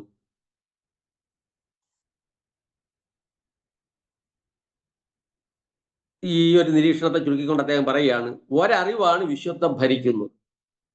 അറിവാണ് വിശ്വമായി രൂപം പകർന്നിരിക്കുന്ന പരമസത്യം. ആ അറിവ് തന്നെയാണ് നാരായണ ഗുരുവിനെ പോലെയുള്ള മഹാപുരുഷന്മാരുടെ മേധയായി തീർന്നിട്ട് മനുഷ്യജീവിതത്തിൽ വിപ്ലവത്തിന്റെ വിത്തിടുന്നത്. അറിവിന്റെ ആഴത്തിൽ നടക്കുന്ന വിപ്ലവം പ്രതിഫലിച്ചു കാണുന്നത് മാത്രമാണ് സമൂഹത്തിൽ നിഴലിക്കുന്നത്. അങ്ങനെ പ്രകടമായി തീരുന്ന വിപ്ലവത്തെ എല്ലാവരും ശ്രദ്ധിക്കും. ശരിക്കും പറഞ്ഞു കഴിഞ്ഞാൽ സിഗ്മണ്ട് ഫ്രോയിഡ് പറയുന്നുണ്ട്, 2ാം ലോക മഹായുദ്ധം വരുന്നതിന് മുമ്പേ ഒരു 3 വർഷം മുമ്പേ അദ്ദേഹം പറയുന്നുണ്ട് ഒരു ലോകമഹായുദ്ധം വരുന്നു. കാരണം മനുഷ്യ മനസ്സിലാണ് ആദ്യമേ യുദ്ധം ആരംഭിക്കുന്നത്. അപ്പം മനുഷ്യ മനസ്സിനെ ആഴത്തിൽ പഠിച്ചിട്ടുള്ള അദ്ദേഹം പറയുന്നു ഒരു ലോകമഹായുദ്ധം ഇതാ സമാഗതമായിരിക്കുന്നു എന്ന് പറയും പോലെ നമ്മൾ ബാഹ്യമായി കാണുന്നത് നിഴല് മാത്രമാണ്. യഥാർത്ഥത്തിൽ സൂക്ഷ്മതലത്തിൽ അഥവാ കാരണതലത്തിലാണ് ഇതിന്റെ തത്വത്തിന്റെ ഹൃദയം ഇരിക്കുന്നത്. അതാ അദ്ദേഹം പറയുന്നു. അങ്ങനെ പ്രകടമായി തീരുന്ന വിപ്ലവത്തെ എല്ലാവരും ശ്രദ്ധിക്കും. എന്നാൽ അത് ഏതൊരു വിപ്ലവത്തിന്റെ നിഴൽ മാത്രമാണോ ആ മൂലവിപ്ലവമാണ് അറിവിന്റെ ആഴത്തിൽ നടക്കുന്നത്. അത് കണ്ടെത്തുമ്പോഴാണ് നമുക്ക് നാരായണ ഗുരുവിനെ ശരിയായി അറിയാറാവുക. ബാലകൃഷ്ണ സാറിന്റെ ഒരു നിരീക്ഷണം കൂടെ പറഞ്ഞുകൊണ്ട് ഞാൻ അവസാനിപ്പിക്കാം. ബാലകൃഷ്ണ സാർ പറയുന്നത്, അദ്വൈത വേദാന്ത ശാസ്ത്രം പഠിച്ചനുഭവപ്പെടുത്താൻ യത്നിച്ചിട്ടില്ലാത്തവർക്ക് ഈ കൃതി അതീവ ദുഷ്കരമാണ്. അദ്വൈതിയുടെ ഗൂഢാനുഭവ രസം ഇതിലെ ഓരോ പദ്യത്തിലും ഊറി നിൽക്കുന്നു. ഗുരുദേവന്റെ അദ്വൈതാനുഭൂതിയുടെ ആഴവും ഈ കൃതി വിളിച്ചറിയിക്കുന്നു. ടി ഭാസ്കരൻ സാറിന്റെ വ്യാഖ്യാനം വളരെ ചുരുങ്ങിയതാണ്. അദ്ദേഹത്തിന്റെ പിന്നെ ഗുരുവിന്റെ കൃതികളുടെ ആകെ വ്യാഖ്യാനം അന്വയാനുസാരിയായി പറയുന്നു. വളരെ എന്നുവെച്ചാൽ വളരെ ഹ്രസ്വമായി എഴുതപ്പെട്ട ഒരു വ്യാഖ്യാനമാണ്. എല്ലാ കൃതികൾക്കും ഉണ്ട് എങ്കിലും വളരെ ചുരുക്കം വാക്കുകൾ എഴുതപ്പെട്ട ഒരു വ്യാഖ്യാനമാണ് ടി ഭാസ്കരൻ സാറിന്റെ. പക്ഷെ അതിന്റെ ഒരു തനിമയെന്ന് പറയുന്നത് ഈ ഒരു ദ്രാവിഡ സംസ്കൃതിയിൽ നിന്നും ഊർജം കൊണ്ട ഗുരു ഏതെല്ലാം മേഖലകളിലൂടെയാണ് അദ്ദേഹത്തിന്റെ ദർശനത്തിന് രൂപം കൊടുത്തത്, അതിന്റെ ദ്രാവിഡ പാരമ്പര്യം ഏതൊക്കെയാണ്, വിശേഷിച്ചും ശൈവ സിദ്ധാന്തവും നിസിദ്ധ പാരമ്പര്യവും അങ്ങനെയുള്ളതിനെ ഊന്നൽ കൊടുക്കുകയും അതിനെ തന്റെ കൃതികളിൽ കൃത്യമായി പ്രകാശിപ്പിക്കുകയും ചെയ്യുന്നു എന്നതാണ് അതിന്റെ ഒരു തനിമ. അദ്ദേഹത്തിന്റെ നിരീക്ഷണം ഈ കൃതിയെക്കുറിച്ച് പറയുന്നത്, ആദ്യ വായനയിൽ ലളിതമെന്ന് തോന്നുമെങ്കിലും അന്വയാനുസാരമായി സാരം ഗ്രഹിക്കാൻ പ്രയാസമുണ്ട്. അതേപോലെ തന്നെ പ്രജ്ഞാനമാനന്ദം ബ്രഹ്മ എന്ന മഹാവാക്യത്തിന് പ്രാധാന്യം നൽകുന്ന പാരമ്പര്യമാണത്രേ സ്വാമികളുടേത്. അതുകൊണ്ടായിരിക്കണം അദ്ദേഹം സ്വകൃതികളിൽ അറിവ് എന്ന പദം ബ്രഹ്മത്തെക്കാൾ പ്രചുരമായി പ്രയോഗിച്ചിട്ടുള്ളത്. അതായത്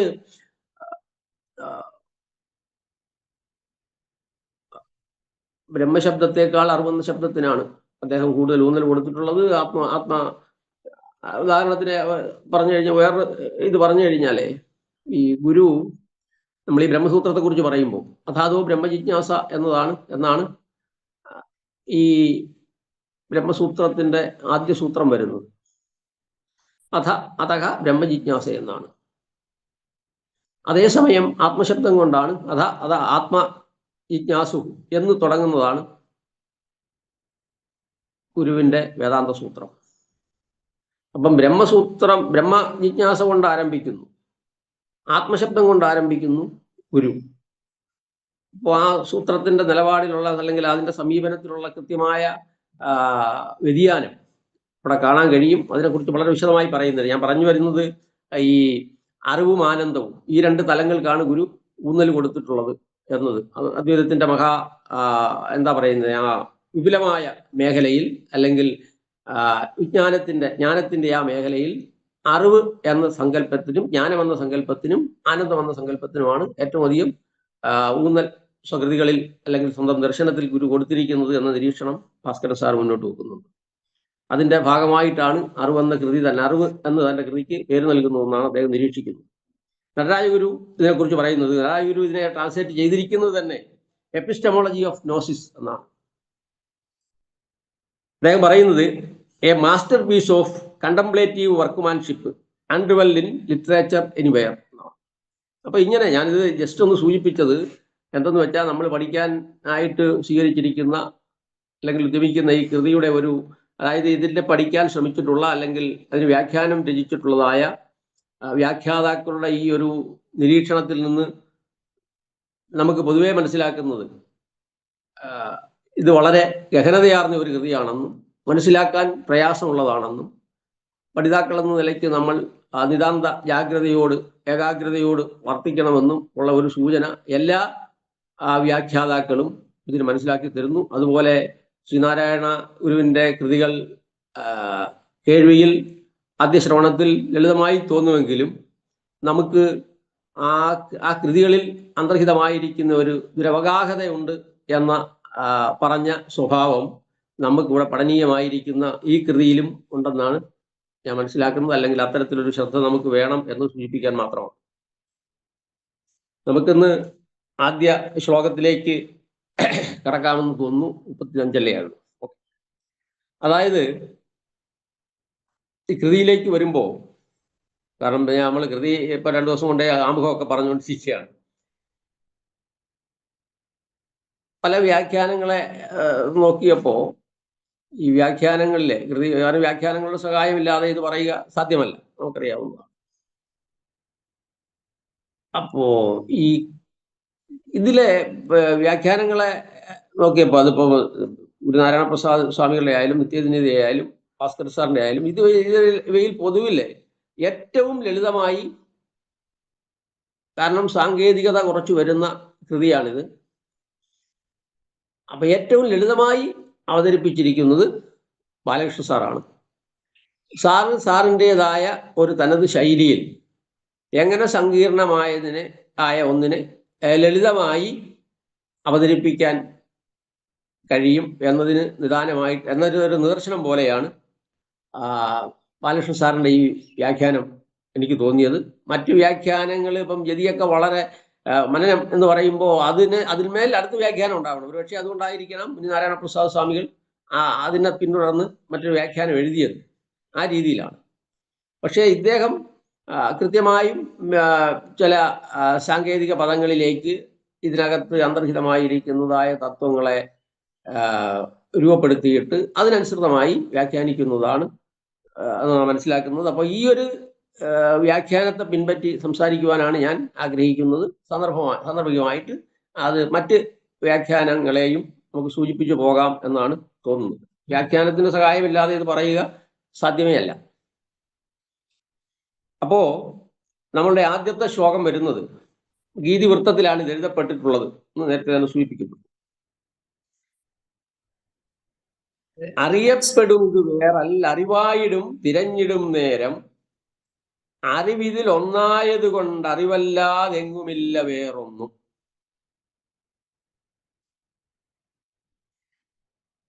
അറിയപ്പെടും ഇത് വേറല്ല അറിവായിടും തിരഞ്ഞിടും നേരം അറിവിതിൽ ഒന്നായത് കൊണ്ട് അറിവല്ലാതെങ്ങുമില്ല വേറൊന്നും. അതായത് അറിയപ്പെടും, മലയാളം നമ്മൾ സംസ്കൃതത്തിൽ അന്വയം പറയുന്നത് പോലെ ഒരു പക്ഷേ ഇതിനകത്തെ വാക്കുകളുടെ സംഗ്രഹിച്ചിരിക്കുന്നത് കൊണ്ട് ചുരുക്കിയിരിക്കുന്നത് കൊണ്ട് നമുക്ക് പിരിച്ചു പറയേണ്ടി വരുന്നു എന്ന് തോന്നുന്നു.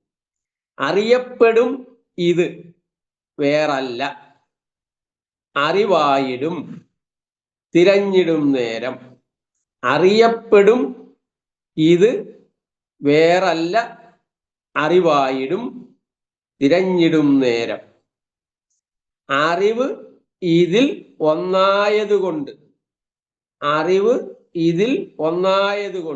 അറിവിതിൽ ഒന്നായതുകൊണ്ട് അറിവല്ലാതെ എങ്ങും ഇല്ല വേറൊന്നും.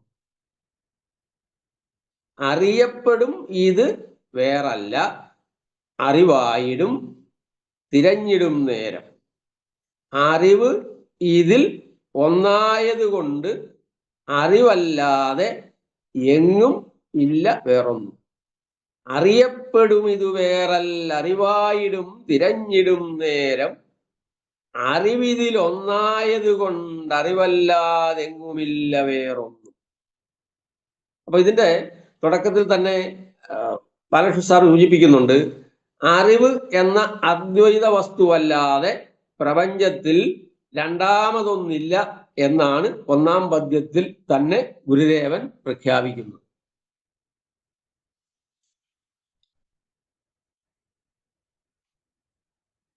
അതായത് തിരഞ്ഞിടും നേരം അന്വേഷിക്കുമ്പോൾ, സൂക്ഷ്മമായി അന്വേഷിക്കുമ്പോൾ, തിരഞ്ഞിടും നേരം, തിരഞ്ഞിടുന്നതായ സമയത്ത്, എന്തിനെ തിരഞ്ഞിടുമ്പോൾ? അറിവ്, അറിയപ്പെടുന്ന പദാർത്ഥങ്ങൾ എന്നിവയുടെ പരമരഹസ്യം വിചാരം ചെയ്തറിയുമ്പോൾ. ഞാൻ ബാലകൃഷ്ണ സാറിനെ കൊടുത്തിരിക്കുന്ന പുസ്തകങ്ങളുടെ എല്ലാവരുടെയും കയ്യിൽ ഉണ്ടാകുമെന്ന് വിചാരിക്കുന്നു. അതനുസാരമായിട്ടാണ് പറയുന്നത്. തിരഞ്ഞിടും നേരം, തിരഞ്ഞിടുന്നതായ സമയത്ത്. എന്തിനെ തിരഞ്ഞിടുമ്പോൾ എന്ന് പറയുന്നു? അതായത് അറിവ്, അറിയപ്പെടുന്ന പദാർത്ഥങ്ങൾ എന്നിവയുടെ പരമരഹസ്യം വിചാരം ചെയ്തറിയുമ്പോൾ. രണ്ട് തരത്തിലാണ് നമുക്ക് ഈ ലോകത്ത് നമ്മൾ ഈ പ്രപഞ്ചത്തെ മനസ്സിലാക്കുന്നത്. ഒന്ന് അറിയുന്നതായ ഞാൻ, മറ്റൊന്ന് അറിയപ്പെടുന്നതായ പ്രപഞ്ചം. അതാണ് അറിവ്, അറിയപ്പെടുന്ന പദാർത്ഥങ്ങൾ, ജ്ഞാതാവും ജ്ഞേയവും എന്ന രണ്ട് തരത്തിൽ. അവിടെ അറിവ് എന്നതിനെ നമ്മൾ അടുത്ത ഡയമെൻഷനിലേക്ക് പറയും. പക്ഷേ തുടക്കത്തിൽ അങ്ങനെയാണ്. അറിവ്, അറിയപ്പെടുന്ന പദാർത്ഥങ്ങൾ എന്നിവയുടെ പരമരഹസ്യം വിചാരം ചെയ്തറിയുമ്പോൾ എന്നർത്ഥം. അതായത് അദ്വൈതം നമ്മൾ ഈ സ്ഥിതസ്യ ഗതിർ ചിന്തനീയ എന്ന് പറയും. വർത്തമാനത്തിൽ നിന്നുമാണ്, വർത്തമാന ദശയിൽ നിന്നുമാണ് നമ്മൾ ചിന്ത ആരംഭിക്കുന്നത്. അപ്പോ ഇപ്പോഴത്തെ അവസ്ഥ എന്താണ്? ഉദാഹരണത്തിന് ശങ്കര ഭഗവത്പാദര് അദ്വൈതിയാണ്, ബ്രഹ്മത്തിന്റെ അദ്വൈതാത്മകതയാണ് സ്ഥാപിക്കേണ്ടത്. അദ്ദേഹം തൻ്റെ ബ്രഹ്മസൂത്ര ഭാഷ്യങ്ങൾക്ക് ബ്രഹ്മസൂത്രത്തിന് ഭാഷ്യം ചമയ്ക്കുമ്പോൾ തുടക്കം തൊട്ട് പറയുന്ന ഈ ദ്വന്ദ്വാത്മകതയാണ്. ഇവിടുത്തെ നോക്കൂ, തിരഞ്ഞിടും നേരം അറിവ്, അറിയപ്പെടുന്ന പദാർത്ഥങ്ങൾ എന്നിവയുടെ എന്ന് വെച്ചാൽ അതാണ് നമുക്കിപ്പോൾ അനുഭവപ്പെട്ടുകൊണ്ടിരിക്കുന്നത്. ഒന്ന് അറിയുന്ന ഞാനും അറിയപ്പെടുന്നതായ ഈ ലോകവും. അപ്പൊ അതേപോലെയാണ് അദ്ദേഹം അവിടെ പറയുന്നത്. എന്ന് വെച്ചാൽ അദ്വൈതം ഇപ്പൊ ദ്വൈതമാണ് നമുക്ക് വർത്തമാനത്തിൽ അനുഭവപ്പെട്ടുകൊണ്ടിരിക്കുന്നത്. സത്യം എന്താണ്? സത്യം എന്ന് പറയുന്നത് അദ്വൈതാനുസാരിയായി പറഞ്ഞാൽ അദ്വൈതമാണ്. അത് ഭേദരഹിതമായിരിക്കുന്നതാണ്. ഭേദമാണ് നമുക്ക് അനുഭവപ്പെട്ടുകൊണ്ടിരിക്കുന്നത്. ബഹുത്വം അഥവാ അനേകത്വം അഥവാ ദ്വൈതമാണ് അനുഭവപ്പെട്ടുകൊണ്ടിരിക്കുന്നത്. പക്ഷേ സത്യം അദ്വൈതാത്മകമാണ്. അപ്പോ ഈ ലോകത്തെ സർവ്വദർശനങ്ങളും നമ്മൾ ആധ്യാത്മിക ദർശനങ്ങളെ എടുത്തു കഴിഞ്ഞാൽ എല്ലാ ദർശനങ്ങൾക്കും അടിസ്ഥാനമായിരിക്കുന്ന പ്രശ്നമെന്ന് പറയുന്നത് ഒരർത്ഥത്തിൽ നോക്കിയാൽ ഈ അനുഭവവും യാഥാർത്ഥ്യവും തമ്മിലുള്ള പൊരുത്തക്കേടാണ് സർവദർശനങ്ങളുടെയും അടിസ്ഥാന പ്രശ്നമായിട്ട് അവരെടുത്തിട്ടുള്ളത്. സത്യം മറ്റൊന്ന്, അനുഭവപ്പെടുന്നത് മറ്റൊന്ന്. അപ്പൊ സത്യം നമ്മുടെ അനുഭവത്തിൽ വരുന്നില്ല. ഈ പൊരുത്തക്കേട് എങ്ങനെയാണ്? അദ്വൈതിയോട് ചോദിച്ചാൽ അത് മായയാന്ന് പറയും. അതിൻ്റെ നാനാതരത്തിലുള്ള എക്സ്പ്ലനേഷൻസ് ആണ്, വിശദീകരണങ്ങളാണ് വിവിധ ദർശനങ്ങളായി ലോകത്ത് കാണുന്നത്. അപ്പോ ഇവിടെയും ഈ ദ്വന്ദ്വാത്മകതയെ കൊണ്ടുവരുന്നു. ഇപ്പം ഞാൻ ബ്രഹ്മസൂത്രത്തെ പറഞ്ഞപ്പോൾ ബ്രഹ്മസൂത്രം അദ്ദേഹം തുടക്കുന്ന യുഷ്മതസ്മത് പ്രത്യേകോചരയോർ വിഷയവിഷയനോ തമപ്രകാശവത് വിരുദ്ധ സ്വഭാവയോർ ഇതരേതര ഭാവാനുഭവത്തോ സിദ്ധായാം എന്ന് തുടങ്ങി ഭാഷ്യം. അങ്ങനെ യുഷ്മത് അസ്മത് ഈ ദ്വന്ദ്വാത്മകതയെയാണ് ഞാനെന്ന ഭാവവും നീ എന്ന ഭാവവും, ഞാനും എന്നിൽ നിന്ന് ഭിന്നമായത്. ഈ ദ്വന്ദ്വാത്മകതയിലാണ് അദ്ദേഹം ആരംഭിക്കുന്നത് തന്നെ. അദ്വൈതത്തിലേക്കുള്ള പ്രയാണത്തിലെ അല്ലെങ്കിൽ സംസ്ഥാപനത്തിന് മുന്നോടിയായി വർത്തമാന ദശയിൽ അനുഭവപ്പെട്ടിരിക്കുന്ന ദ്വന്ദ്വാത്മകതയെ പരിചിന്തനം ചെയ്തുകൊണ്ട് വിശദീകരിച്ചുകൊണ്ടാണ് ആചാര്യപാദർ തൻ്റെ കൃതി ആരംഭിക്കുന്നത് തന്നെ. എന്നിട്ട് അവസാനം അദ്ദേഹം പറയുകയാണ്, സത്യാനൃതയെ മിഥുനീകൃത്യ അഹമിതം മമേതമിതി നൈസർഗികോയം ലോകവ്യവഹാരം. സത്യാനൃതങ്ങളെ മിഥുനീകരിച്ചിട്ടാണ് അഹമിതം മമേതമിതി നൈസർഗികോയം ലോകവ്യവഹാരം. അഹമിതം ഞാനെന്നും എൻ്റേതെന്നുമുള്ള നൈസർഗികമായിരിക്കുന്ന എന്ന് തുടങ്ങിയെന്ന് പറയാൻ പറ്റാത്തതായ അനാദിയായിരിക്കുന്ന ഈ ലോകവ്യവഹാരം, ഈ ദ്വന്ദ്വാത്മകതയുടെ അപ്പം സത്യത്തിൻ്റെയും അനൃതത്തിൻ്റെയും സത്യാസത്യങ്ങളുടെ മിഥുനീഭാവമാണ്, കൂടിച്ചേരലാണ്. ആ കൂടിച്ചേരലിന്റെ ഫലമായിട്ടാണ് ഈ ലോകവ്യവഹാരം നടക്കുന്നത്. അതേ പ്രശ്നം തന്നെയാണ് ഇവിടെയും കൈകാര്യം ചെയ്യുന്നത്. അപ്പോ ഗുരു ഈ ബ്രഹ്മത്തിന്റെ അഥവാ അറിവിന്റെ അദ്വൈതാത്മകതയെ പ്രകാശിപ്പിക്കുന്നതിനായിക്കൊണ്ട് അറിവ് എങ്ങനെയാണ് നമ്മളുടെ വ്യാവഹാരിക ജീവിതത്തിൽ പ്രവർത്തിച്ചുകൊണ്ടിരിക്കുന്നത് അല്ലെങ്കിൽ പ്രവർത്തിച്ചുകൊണ്ടിരിക്കുന്ന ആ സ്ഥിതിയിൽ അറിവിനെ എങ്ങനെയാണ് മനസ്സിലാക്കേണ്ടത്. അപ്പോൾ അതിൻ്റെ മുന്നോടിയായിട്ട് അദ്ദേഹം ആ വ്യാവഹാരിക ജീവിതത്തിന്റെ വർത്തമാന ജീവിതത്തിന്റെ ആനുഭവികതയിൽ നിന്നുമാണ് ചർച്ച തുടങ്ങുന്നത്, ചിന്ത തുടങ്ങുന്നത്. അതുകൊണ്ട് ഗുരു പറയുന്നു, തിരഞ്ഞിടും നേരം, അതായത് എന്തിനെ തിരഞ്ഞിടും നേരം? അറിവ്, അറിയപ്പെടുന്ന പദാർത്ഥങ്ങൾ. ഇതാണല്ലോ നമ്മുടെ അനുഭവം. എൻ്റെ അറിവ്, എന്നാൽ അറിയപ്പെടുന്ന ഈ പദാർത്ഥങ്ങൾ. അപ്പോ അറിവ്, അറിയപ്പെടുന്ന പദാർത്ഥങ്ങൾ എന്നിവയുടെ നമുക്ക് അനുഭവപ്പെട്ടുകൊണ്ടിരിക്കുന്ന ഇതിൻ്റെ പരമരഹസ്യം വിചാരം ചെയ്തറിയുമ്പോൾ, അതിൻ്റെ തത്വം എന്താണെന്ന്, അതിൻ്റെ യാഥാത്മ്യം എന്താണെന്ന് വിചാരം ചെയ്തറിയുമ്പോൾ പറയുന്നു, അറിയപ്പെടും ഇത്, അറിയപ്പെടുന്നതായ ഇത്, അതായത് അറിവിന് വിഷയീഭവിക്കുന്നതായ ഈ പ്രപഞ്ചം, അറിയപ്പെടുന്നതായ ഇത്, അറിയപ്പെടുന്നതായ ഈ പ്രപഞ്ചം നമ്മുടെ അറിവിന് ഘടപടാതി രൂപത്തിൽ അല്ലെങ്കിൽ ഈ പ്രപഞ്ചത്തിന്റെ സമസ്ത നാനാത്മകതയെയും സ്വീകരിച്ചുകൊണ്ട് പറയുന്നു, നാനാപ്രകാരത്തിൽ അറിയപ്പെടുന്ന അറിവിന് വിഷയീഭവിക്കുന്നതായ നമ്മുടെ പഞ്ചേന്ദ്രിയങ്ങളിലൂടെ അറിയപ്പെടുന്നതായ ഈ പ്രപഞ്ചം. അല്ലെങ്കിൽ നമ്മളുടെ യതിയെക്കുറിച്ച് ഞാൻ അടുത്ത ഇതിനെ സംസാരിച്ചിട്ട് യതിയുടെ ഒരു വ്യാഖ്യാനത്തിന്മേലുള്ള ഒരു നിരീക്ഷണം കൂടി പറയാം. അപ്പോൾ ഇത് ഇപ്പം ബാലകൃഷ്ണ സാറിൻ്റെ ചിന്താധാരയെ പിൻപറ്റി പറയാനാണ് ആഗ്രഹിക്കുന്നത്. അപ്പൊ അറിയപ്പെടും ഇത്. അപ്പൊ തിരഞ്ഞിടും നേരം, അതായത് അറിവ്, അറിയപ്പെടുന്ന പദാർത്ഥങ്ങൾ എന്നിവയുടെ ഈ ദ്വന്ദ്വാത്മകമായിരിക്കുന്ന ഇതിന്റെ പരമരഹസ്യത്തെ, അടിസ്ഥാന തത്വത്തെ വിചാരം ചെയ്തറിയുമ്പോൾ, നിരീക്ഷണം ചെയ്തറിയുമ്പോൾ, പരിചിന്തനം ചെയ്യുമ്പോൾ അറിയപ്പെടും ഇത്, അറിയപ്പെടുന്നതായ ഇത്, നമ്മുടെ അറിവിന് വിഷയീഭവിക്കുന്നതായ, നമ്മിൽ നിന്ന് അന്യമായി നാം അനുഭവിക്കുന്നതായ, അറിയുന്നതായ എന്നർത്ഥം. അറിയപ്പെടുന്ന ഈ പ്രപഞ്ചം എന്ന് വെച്ചാൽ നാമരൂപാത്മകമായിരിക്കുന്നതായ ഈ പ്രപഞ്ചം അറിവായിടും, ബോധസ്വരൂപമായ അറിവ് തന്നെയാണെന്ന് തെളിയും. അത് ബോധസ്വരൂപമായ അറിവ് തന്നെയാണെന്ന് തെളിയും. അപ്പോ അറിവ്, അറിയപ്പെടുന്ന പദാർത്ഥങ്ങൾ, ഇത് രണ്ടുമാണ് ലോകത്തുള്ളത്. അത് അദ്ദേഹം പറയും. അതായത് ശരിക്കും പറഞ്ഞു കഴിഞ്ഞാല് ബോധം പിന്നെ ജഡം, ഇങ്ങനെ ഒരു ദ്വന്ദ്വാത്മകതയിലേക്ക് കൊണ്ടുവന്നിട്ടാണ് അദ്ദേഹം പറയുന്നത്. ഒന്ന് ബോധം, മറ്റൊന്ന് ജഡം. ഇങ്ങനെയാണ് ലോകത്ത് അനുഭവപ്പെടുന്നത്. അപ്പോ ഈ ബോധവും ജഡവും ഇതിന്റെ പിന്നിലുള്ള തത്വം എന്താണ്, ഇങ്ങനെ ദ്വന്ദ്വാത്മകമായി അറിയപ്പെടുന്നത് എന്താണ് എന്ന് സൂക്ഷ്മമായി നിരീക്ഷിച്ചു കൊണ്ടിരുന്നാൽ, അതായത് ജഡപദാർത്ഥങ്ങളും ബോധവും അത് ഇങ്ങനെ രണ്ടായിട്ട് അനുഭവപ്പെടുന്നത് എന്തുകൊണ്ടാണ് എന്ന് സൂക്ഷ്മ നിരീക്ഷണം ചെയ്യുമ്പോൾ, വിചാരം ചെയ്യുമ്പോൾ നമ്മൾ എങ്ങനെ മനസ്സിലാക്കുന്നു? അറിയപ്പെടും ഇത്, അറിയപ്പെടുന്നതായ ഈ പ്രപഞ്ചം എന്ന് വെച്ചാൽ ജഡാത്മകമായി ഘടപടാതി രൂപത്തിൽ അറിയപ്പെടുന്നതായ ഈ പ്രപഞ്ചം അറിവായിടും, അറിവ് തന്നെയായിടും.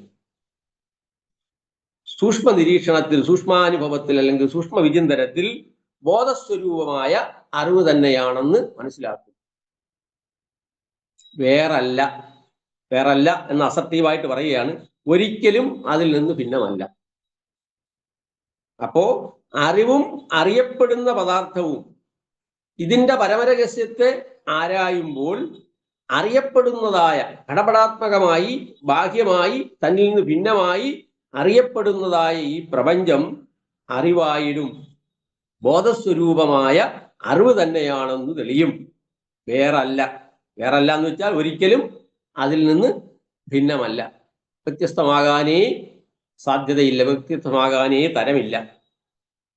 പിന്നെയോ ഇതിൽ, ഈ പ്രപഞ്ചാനുഭവത്തിൽ, അതായത് നമ്മളുടെ ഈ പ്രപഞ്ചാനുഭവത്തിൽ അറിവായിരിക്കുന്ന ബോധം ഒന്നായതുകൊണ്ട് അതിനെ നമുക്ക് പിന്നെ എക്സ്പ്ലെയിൻ ചെയ്യാം. അതായത് ഒരിക്കലും ഒരിടത്തും മാറ്റമില്ലാതെ കാണപ്പെടുന്നത് കൊണ്ട്, അതായത് ഈ പ്രപഞ്ചം മാറിക്കൊണ്ടേയിരിക്കുന്നതാണ്, ഇഷ്ടനഷ്ട സ്വഭാവത്തോടു കൂടിയിരിക്കുന്നതാണ്, ക്ഷണഭങ്കുരമാണ്. അപ്പൊ ക്ഷണഭങ്കുരമായിരിക്കുന്ന, നിരന്തരം മാറിക്കൊണ്ടിരിക്കുന്ന ഈ പ്രപഞ്ചാനുഭവങ്ങൾ മുഴുവൻ എന്താണ്? പ്രപഞ്ചാനുഭവങ്ങളിൽ ഉടനീളം അറിവ് ഒന്നായതുകൊണ്ട്, മാറ്റമറ്റ് നിലകൊള്ളുന്ന അറിവ് ഒന്നായതുകൊണ്ട് എന്ന് വെച്ചാൽ ഈ പ്രപഞ്ചാനുഭവങ്ങളിൽ മുഴുവൻ മാറ്റമറ്റ് അറിവ് നിലകൊള്ളുന്നത് കൊണ്ട്, മാറിക്കൊണ്ടിരിക്കുന്ന ഈ പ്രപഞ്ചാനുഭവങ്ങളിൽ അന്തസാരമായി ബോധം അഥവാ അറിവ് മാറ്റമറ്റ് നിലകൊള്ളുന്നത് കൊണ്ട്, ഒന്നായിരിക്കുന്നത് കൊണ്ട്, അതാണ് ഒന്നായതുകൊണ്ട്, അറിവ് ബോധം ഒന്നായതുകൊണ്ട്, ഒരിക്കലും ഒരിടത്തും മാറ്റമില്ലാതെ കാണപ്പെടുന്നത് കൊണ്ട് എന്ത് നിർണയിക്കാം? എങ്ങും എവിടെയും ഏതൊരു സ്ഥലത്തും അറിവല്ലാതെ, അതായത് വസ്തുവായി ബോധമല്ലാതെ, വാസ്തവമായി വസ്തുവായി യാഥാത്മ്യമായി ബോധമല്ലാതെ വേറൊന്നുമില്ല, മറ്റൊന്നുമില്ല എന്ന് കാണേണ്ടതാണ്. ഇങ്ങനെയാണ് വാച്യാർത്ഥമായിട്ട് അതിനെ പറയുന്നത്. അപ്പോ തിരഞ്ഞിടുന്ന നേരം, അതായത് അറിവ്, അറിയപ്പെടുന്ന പദാർത്ഥങ്ങൾ എന്നിവയുടെ പരമരഹസ്യം വിചാരം ചെയ്തറിയുമ്പോൾ അറിയപ്പെടുന്നതായ ഇത്, അറിവിൽ നിന്ന് വ്യത്യസ്തമായി നാം അറിയപ്പെടുന്ന ഘടപടാതി രൂപത്തിൽ, ഈ പ്രപഞ്ചാനുഭവം എന്ന രൂപത്തിൽ അനുഭവപ്പെടുന്നതായ ഇത് മുഴുവൻ അറിവായിടും. അതാണ് ആഴമേറിയ പരിചിന്തനത്തിൽ, ധ്യാനത്തിങ്കൽ അറിവായിടും, ബോധസ്വരൂപമായ അറിവ് തന്നെയാണെന്ന് തെളിയും, ബോധ്യപ്പെടും. വേറല്ല, ഒരിക്കലും ആ അറിവിൽ നിന്ന് ഭിന്നമായി നിലകൊള്ളുവാൻ അതിന് കഴിയുകയേയില്ല. ഇതിൽ ഈ പ്രപഞ്ചാനുഭവത്തിൽ ഇതിൽ എന്ന് വെച്ചാൽ ഈ പ്രപഞ്ചാനുഭവത്തിൽ അറിവ്, ബോധം, ഈ പ്രപഞ്ചാനുഭവത്തിൽ ബോധം എങ്ങനെ നൈരന്തര്യേണ വർത്തിക്കുന്നു എന്ന് പറയുന്നു. ഇതിൽ ഈ പ്രപഞ്ചാനുഭവത്തിൽ അറിവ്, ബോധം ഒന്നായതുകൊണ്ട് എന്ന് വെച്ചാൽ ഒരിക്കലും ഒരിടത്തും മാറ്റമില്ലാതെ കാണപ്പെടുന്നത്. അതായത് പ്രപഞ്ചാനുഭവം മാറിക്കൊണ്ടേയിരിക്കുന്നു, അറിവ് മാറ്റമില്ലാതെ ആ പ്രപഞ്ചാനുഭവത്തിലൂടെ എന്താണ് ആ പ്രപഞ്ചാനുഭവത്തിലൂടെ മാറ്റമില്ലാതെ നിലകൊള്ളുന്നു എന്നുള്ളത് കൊണ്ട് എങ്ങും എവിടെയും അറിവല്ലാതെ വസ്തുവായി, വാസ്തവമായി, അടിസ്ഥാനമായി എന്താണ് ബോധമല്ലാതെ വേറൊന്നുമില്ല, മറ്റൊന്നും ഇല്ലെന്ന് കാണേണ്ടതാണ്. ബോധമല്ലാതെ മറ്റൊന്നും ഇല്ലെന്ന് കാണേണ്ടതാണ്. സ്ഥിരമായി നിൽക്കുന്നത് അറിവ് മാത്രമാണ്, അസ്ഥിരമായിരിക്കുന്നതാണ് ഈ പ്രപഞ്ചാനുഭവം. അപ്പോ ബോധവും പ്രപഞ്ചാനുഭവവും, ബോധവും അറിയപ്പെടുന്ന പദാർത്ഥങ്ങളും അവയുടെ അന്തസാരം എന്തെന്ന് ചിന്തിച്ചു നോക്കുമ്പോൾ ഈ മാറിക്കൊണ്ടിരിക്കുന്ന പ്രപഞ്ചാനുഭവങ്ങൾ മുഴുവൻ അവയിൽ ഉടനീളം മാറ്റമില്ലാതെ ബോധം തുടരുന്നത് കൊണ്ട് ബോധമേ സത്യത്തിൽ ഉള്ളൂ എന്ന് നിർണയിക്കാവുന്നതാണ്. അറിയപ്പെടുമിതു വേറല്ല അറിവായിടും തിരഞ്ഞിടും നേരം, അറിവിതിൽ ഒന്നായതുകൊണ്ട് അറിവല്ലാതെങ്ങുമില്ല വേറൊന്നും. അതായത് ഇവിടെ അറിവ് എന്ന അദ്വൈത വസ്തുവല്ലാതെ പ്രപഞ്ചത്തിൽ രണ്ടാമതൊന്നില്ല എന്നാണ് ഈ ഒന്നാം പദ്യം തന്നെ ഗുരുദേവൻ പ്രഖ്യാപിക്കുന്നതെന്ന് ആമുഖമായി ബാലകൃഷ്ണ സാർ പറയുന്നുണ്ട്. അതായത് ഇവിടെ സംഗതമായി വരുന്നത് രണ്ട് ഘടകങ്ങളാണ്. നമ്മളുടെ ഇവിടെ ഈ പരിചിന്തനത്തിൽ സംഗതമായി വരുന്നത് രണ്ട് ഘടകങ്ങളാണ്. ഒന്ന് അറിയുന്നതായ ബോധം, രണ്ട് അറിയപ്പെടുന്നതായ ജഡം. ബോധത്തെ നോക്കിയാൽ, ബോധം എന്നതിന് വിചിന്തനം ചെയ്താൽ അല്ലെങ്കിൽ നിരീക്ഷിച്ചാൽ ബോധം മാറ്റമറ്റ് ബോധമായി തന്നെ നിലകൊള്ളുന്നു എന്ന് മനസ്സിലാകും. ജഡം എന്നത് ഉണ്ടായി മറഞ്ഞ് നില മാറി മാറി വരുന്നതാണെന്നും മനസ്സിലാകും. അപ്പൊ എന്താണ് ബോധം? ബോധത്തെ ബോധം എന്ന് വെച്ചാൽ ഇവിടെ അറിവിനെ ബോധമെന്ന് പറഞ്ഞിട്ട് ബോധം എന്താണ്, ജഡം എന്താണ് എന്ന് ഇദ്ദേഹം ഇതിനകത്ത് നിർവചിക്കുന്നു. അദ്ദേഹം പറയുന്നത് എന്താണ് ബോധം? സ്വന്തം ഉണ്മ അനുഭവിക്കാനും, അതായത് ബാലകൃഷ്ണൻ നായർ സാറിന്റെ രീതിയിൽ, അദ്ദേഹത്തിൻ്റെതായ രീതിയിൽ എന്താണ് ജഡത്തെയും ബോധത്തെയും നിർവചിച്ചു തരികയാണ്. അപ്പം ബോധവും ജഡവുമാണ്, അറിവും അറിയപ്പെടുന്നതുമാണ്. അപ്പോ എന്താണ് ബോധം, എന്താണ് അറിവ്? ബോധം എന്നത് സ്വന്തം ഉണ്മ അനുഭവിക്കാനും ജഡങ്ങളുടെ ഉണ്മ അനുഭവിക്കാനും കഴിവുള്ള വസ്തുവാണ്. സ്വന്തം ഉണ്മയെ അനുഭവിക്കാൻ കഴിവുള്ളത്, അതേസമയം ജഡങ്ങളുടെ ഉണ്മയെയും അനുഭവിക്കാൻ കഴിവുള്ളതാണെന്ന്. എന്നുവെച്ചാൽ സ്വയം പ്രകാശിക്കുകയും മറ്റുള്ളതിനെ പ്രകാശിപ്പിക്കുകയും ചെയ്യുന്നതെന്നർത്ഥം. സ്വപ്രകാശം ആണല്ലോ, സ്വപ്രകാശാത്മകത അറിയാം നമുക്ക്. അതിനെ ബേസ് ചെയ്ത് തന്നെ വലിയ കൃതികൾ തന്നെ ഉണ്ട്. സ്വയം പ്രകാശിക്കുകയും മറ്റുള്ളതിനെ പ്രകാശിപ്പിക്കുകയും ചെയ്യുന്നു. അതായത് ഏറ്റവും ലളിതമായി പറഞ്ഞാൽ, ഉപനിഷത്തിന്റെ ഭാഷയിൽ പറഞ്ഞാൽ, നമുക്കൊരു ഉപനിഷത്ത് മന്ത്രം കടമെടുത്താലേ, നതത്ര സൂര്യോഭാതി നചന്ദ്രതാരകം നേമാ വിദ്യുതോ ഭാന്തി ഉദോയമഗ്നി തമേവ ഭാന്തമനുഭാതി സർവം തസ്യ ഭാസ സർവമിതം വിഭാതി. നതത്ര സൂര്യോഭാതി നചന്ദ്രതാരകം നേമാ വിദ്യുതോ ഭാന്തി ഉദോയമഗ്നി തമേവ ഭാന്തം അനുഭാതി സർവം തസ്യ ഭാസ സർവമിതം വിഭാതി. ആ പരമപ്രകാശകമായിരിക്കുന്ന, സ്വപ്രകാശകമായിരിക്കുന്ന അതിൻ്റെ മുന്നിൽ അതിൻ്റെ മുന്നിൽ മറ്റൊന്നും ഭാസിക്കുന്നില്ല. അത് ഈ പ്രപഞ്ചമായിരിക്കുന്ന, അതായത് സൂര്യനാകട്ടെ, ചന്ദ്രനാകട്ടെ, നക്ഷത്രജാലങ്ങളാകട്ടെ, അഗ്നിയാകട്ടെ, ഇവയൊന്നും അതിൻ്റെ മുന്നിൽ ഭാസിക്കുന്നില്ല. മറിച്ച് സ്വപ്രകാശകമായിരിക്കുന്ന അതിനെ തുടർന്നാണ് ഇവയെല്ലാം ഭാസിക്കുന്നത് എന്ന് പറയുമ്പോൾ, അവിടെ സ്വപ്രകാശമായിട്ട് അവതരിപ്പിക്കുന്നതിനെ തന്നെയാണ് ഗുരു ഇവിടെ ബോധമായിട്ട് അല്ലെങ്കിൽ ജഡമായിട്ട്, ബോധമായിട്ട് അഥവാ അറിവായിട്ട് പറയുന്നത്. അവിടെ പരതപ്രകാശങ്ങളായിരിക്കുന്ന സൂര്യചന്ദ്ര നക്ഷത്രാദികൾ, താരാഗണങ്ങളെ അവതരിപ്പിച്ചിരിക്കുന്നല്ലോ. അതിനെയാണ് ഇവിടെ ബാലകൃഷ്ണ സാറ് ജഡമെന്ന് പറയുന്നത്.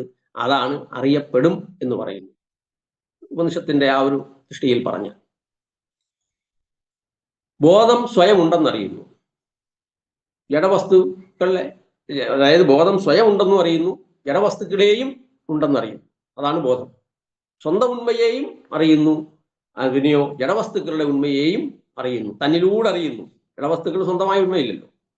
ഇപ്പൊ എന്താണ് ജഡം? ജഡം എന്നത് സ്വന്തം ഉണ്മ തന്നെ അറിയാൻ കഴിയാത്ത വസ്തുവാണ് ജഡം. സ്വന്തം ഉണ്മയെ തന്നെ അറിയാൻ കഴിയാത്ത വസ്തുവാണ് ജഡം. ഈ പ്രപഞ്ചവും പ്രാപഞ്ചികമായ സകലതും ജഡാത്മകമാണ്. അറിവോ സ്വപ്രകാശകമാണ്, അത് ബോധമാണ്. ഇതാണ് ഈ രണ്ട് തരത്തിൽ ഇതിനെ അവതരിപ്പിക്കുന്നതാണ്. അതായത് ബോധം, ഇപ്പം നമ്മൾ ബോധത്തിലൂടെയാണ് ഇതിനെ മുഴുവൻ നമ്മൾ അറിയുന്നത്. അതുകൊണ്ട് തന്നെ ബോധാത്മകമായിട്ട് അറിയുന്നത്. പക്ഷേ ബോധമേ ഉള്ളൂ, ബാക്കിയെല്ലാം ആരോപിക്കപ്പെട്ടതാണ്, വ്യത്യസ്തമാണ്, അല്ലെങ്കിൽ ആരോപിക്കപ്പെട്ടതാണ്. ബോധം ഉപേക്ഷിച്ചാൽ ജഡം അതോടെ ശുദ്ധശൂന്യമായി തീരും. ബോധം ജഡത്തിൽ നിന്ന് പിൻവാങ്ങിയാൽ ജഡം ശൂന്യമായി തീരും. ബോധം അംഗീകരിച്ചാൽ അതുണ്ടാവും. അതാണ് നമ്മളിതേ പറഞ്ഞത്, തസ്യ ഭാസാസർവം ഇതം വിഭാതി. ബോധം അംഗീകരിച്ചാൽ, ബോധം സ്വീകരിച്ചാൽ, ബോധാനുരോധമായി കഴിഞ്ഞാൽ അതിന് എൻറ്റിറ്റി ഉണ്ടാകും, ജഡത്തിന് എൻറ്റിറ്റി ഉണ്ടാകും. അതായത് ബോധം സ്വയം അംഗീകരിക്കുകയും ചുരുക്കത്തിൽ ബോധം സ്വയം അംഗീകരിക്കുകയും ഉപേക്ഷിക്കുകയും ചെയ്യുന്ന ഒരു കൃത്രിമ ദർശനം മാത്രമാണ് ജഡം. പന്നും പോയി വരിക്കുന്ന എന്ന് പറഞ്ഞാൽ, അതായത് ബോധത്തിൽ നിന്ന് ഭിന്നമായ ഒരു വസ്തുസ്ഥിതി ജഡത്തിനില്ല. ഇക്കാര്യമാണ് ഗുരുദേവൻ ഈ പദ്യത്തിലെ തിരഞ്ഞിടും നേരം ഇത് അറിവായിടും ഇത് വേറല്ല എന്ന് പറഞ്ഞു. തിരഞ്ഞിടും നേരം അറിയപ്പെടുന്നതായ ഇത് അറിവായിടും വേറല്ല എന്ന് പറഞ്ഞു. അതായത് ബോധം ഉപേക്ഷിച്ചാൽ ജഡം അതോടെ, ഇത് ബാലകൃഷ്ണ സാറിന്റെ വ്യാഖ്യാന അനുരോധമായിട്ട് പറയുന്നതാണ്, ബോധം ഉപേക്ഷിച്ചാൽ ജഡം അതോടെ ശുദ്ധശൂന്യമായി തീരും. ബോധം അംഗീകരിച്ചാൽ ജഡം ഉണ്ടാവും, അതിൻ്റെ ഉണ്മയെ നമുക്ക് അറിയാൻ കഴിയും. അതായത് ബോധം സ്വയം അംഗീകരിക്കുകയും ഉപേക്ഷിക്കുകയും ചെയ്യുന്ന ഒരു കൃത്രിമ ദർശനം മാത്രമാണ് ജഡമെന്നത്. ചുരുക്കത്തിൽ ബോധത്തിൽ നിന്ന് ഭിന്നമായ ഒരു വസ്തുസ്ഥിതിയെ ജഡത്തിനില്ല എന്നർത്ഥം.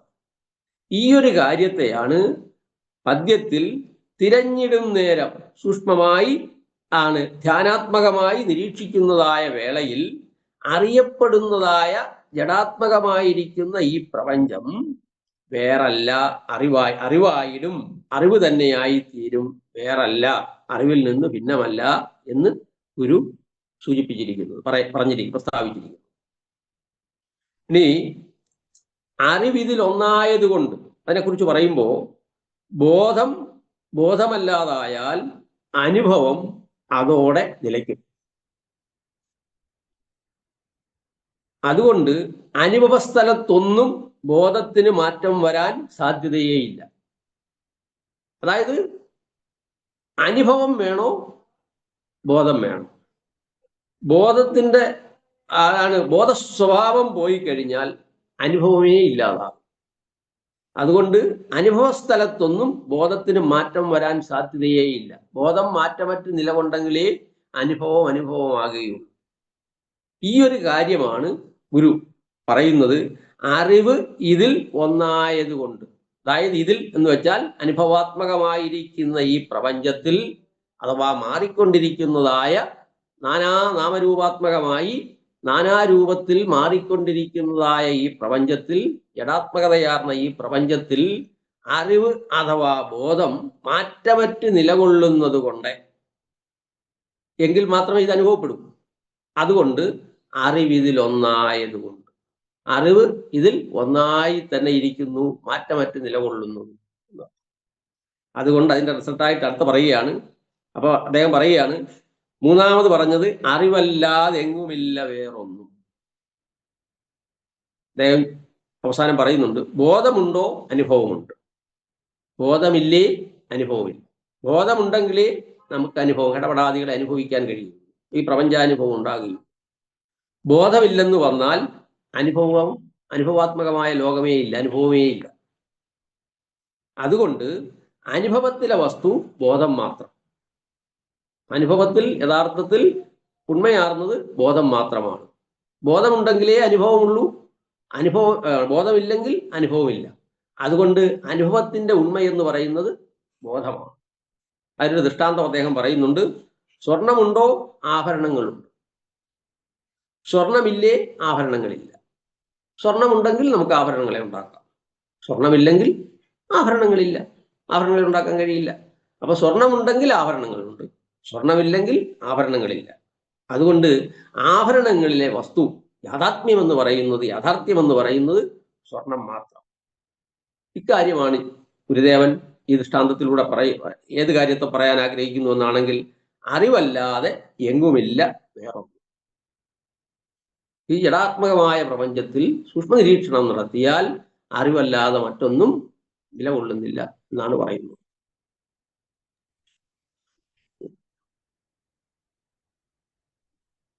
അറിയപ്പെടും ഇത് വേറല്ല അറിവായിടും തിരഞ്ഞിടും നേരം, അറിവിതിലൊന്നായത് കൊണ്ട് അറിവല്ലാതെങ്ങുമില്ല വേറൊന്നും. ഇതിന്റെ സാരമായി അലക്ഷൻ സാറ് പറയുന്നത്, അറിവ്, അറിയപ്പെടുന്ന പദാർത്ഥങ്ങൾ എന്നിവയുടെ പരമരഹസ്യം വിചാരം ചെയ്തറിയുമ്പോൾ അറിയപ്പെടുന്ന ഈ പ്രപഞ്ചം ബോധസ്വരൂപമായ അറിവ് തന്നെയാണെന്ന് തെളിയും.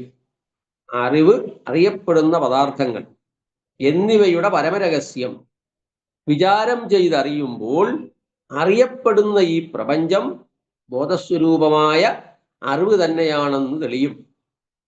ഒരിക്കലും അതിൽ നിന്ന് ഭിന്നമല്ല. ഈ പ്രപഞ്ചാനുഭവത്തിൽ ബോധം ഒരിക്കലും ഒരിടത്തും മാറ്റമില്ലാതെ കാണപ്പെടുന്നത് കൊണ്ട്, അതായത് അറിവിതിലൊന്നായത് കൊണ്ട്, ഈ പ്രപഞ്ചാനുഭവത്തിൽ ബോധം ഒരിക്കലും ഒരിടത്തും മാറ്റമില്ലാതെ കാണപ്പെടുന്നത് കൊണ്ട് എവിടെയും വസ്തുവായി ബോധമല്ലാതെ മറ്റൊന്നും ഇല്ലെന്ന് കാണേണ്ടതാണ്. സംശയങ്ങൾക്ക് ഉള്ള സമയമായിട്ട് നമുക്ക് അടുത്ത ഏതാനും നിമിഷങ്ങൾ ഉപയോഗിക്കാം. പ്രധാനമായിട്ടും ഇന്നിപ്പം സാറ് പറഞ്ഞതിൽ നിന്ന് എനിക്ക് മനസ്സിലായത് 3 കാലഘട്ടങ്ങളിലായിട്ടുള്ള ആ നാരായണഗുരു സ്വാമികളുടെ എഴുത്തുകളെ പറ്റി അദ്ദേഹം പറയുകയുണ്ടായി. പിന്നീട് കൃതികളെ പറ്റിയുള്ള വ്യാഖ്യാനങ്ങൾ 3 തരത്തിലുള്ള, പ്രധാനമായിട്ട് ബാലകൃഷ്ണൻ നായർ സാറ്, പിന്നെ ഭാസ്കരൻ നായർ സാറ്, പിന്നീട് ഗുരുകുലത്തിൽ നിന്നുള്ള നിത്യ ചൈതന്യയതി, മുനി നാരായണ പ്രസാദ് തുടങ്ങിയവരുടെ വ്യാഖ്യാനങ്ങൾ. ഇതാണ് നമുക്ക് സ്വാമിയുടെ കൃതികളെ പറ്റി. അദ്ദേഹത്തിൻ്റെ അനേകം കൃതികളുണ്ട്. 64-65 കൃതികളാണ് ഇപ്പോൾ കണ്ടെത്തിയിട്ടുള്ളത്. ഇനിയും അനേകം കൃതികളുണ്ട്. അതിൽ നമ്മൾ നമുക്ക് ആത്മോപദേശ ശതകം നമ്മൾ പഠിച്ചിട്ട് വേണ്ടിയിരുന്നു ഇതിലേക്ക് കടക്കേണ്ടത് എന്ന് പറഞ്ഞു. അത് നമ്മുടെ അറിവില്ലായ്മ കൊണ്ട് ഒരുപക്ഷെ ഇത് പഠിച്ചു കഴിഞ്ഞിട്ട് നമുക്ക് ആത്മോപദേശ ശതകത്തിലേക്ക് മടങ്ങിപ്പോകാവുന്നതാണ്. അപ്പം പ്രധാനമായിട്ട് പറയുന്നത്, അറിവും അറിയപ്പെടുന്നതും രണ്ടും രണ്ടല്ല, ഒന്ന് മാത്രമേ ഉള്ളൂ, ഏകമാണ്. തികഞ്ഞ അദ്വൈതത്തിലേക്കാണ് സ്വാമി ആദ്യത്തെ ശ്ലോകത്തിലൂടെ കൊണ്ടെത്തിക്കുന്നത്. പ്രജ്ഞാനം ബ്രഹ്മ എന്ന ആദ്യത്തെ മഹാവാക്യം അത് തന്നെയല്ലേ നമ്മുടെ ഈ അറിവിലൂടെ സ്വാമി നമുക്ക് മനസ്സിലാക്കി തരുന്നത്.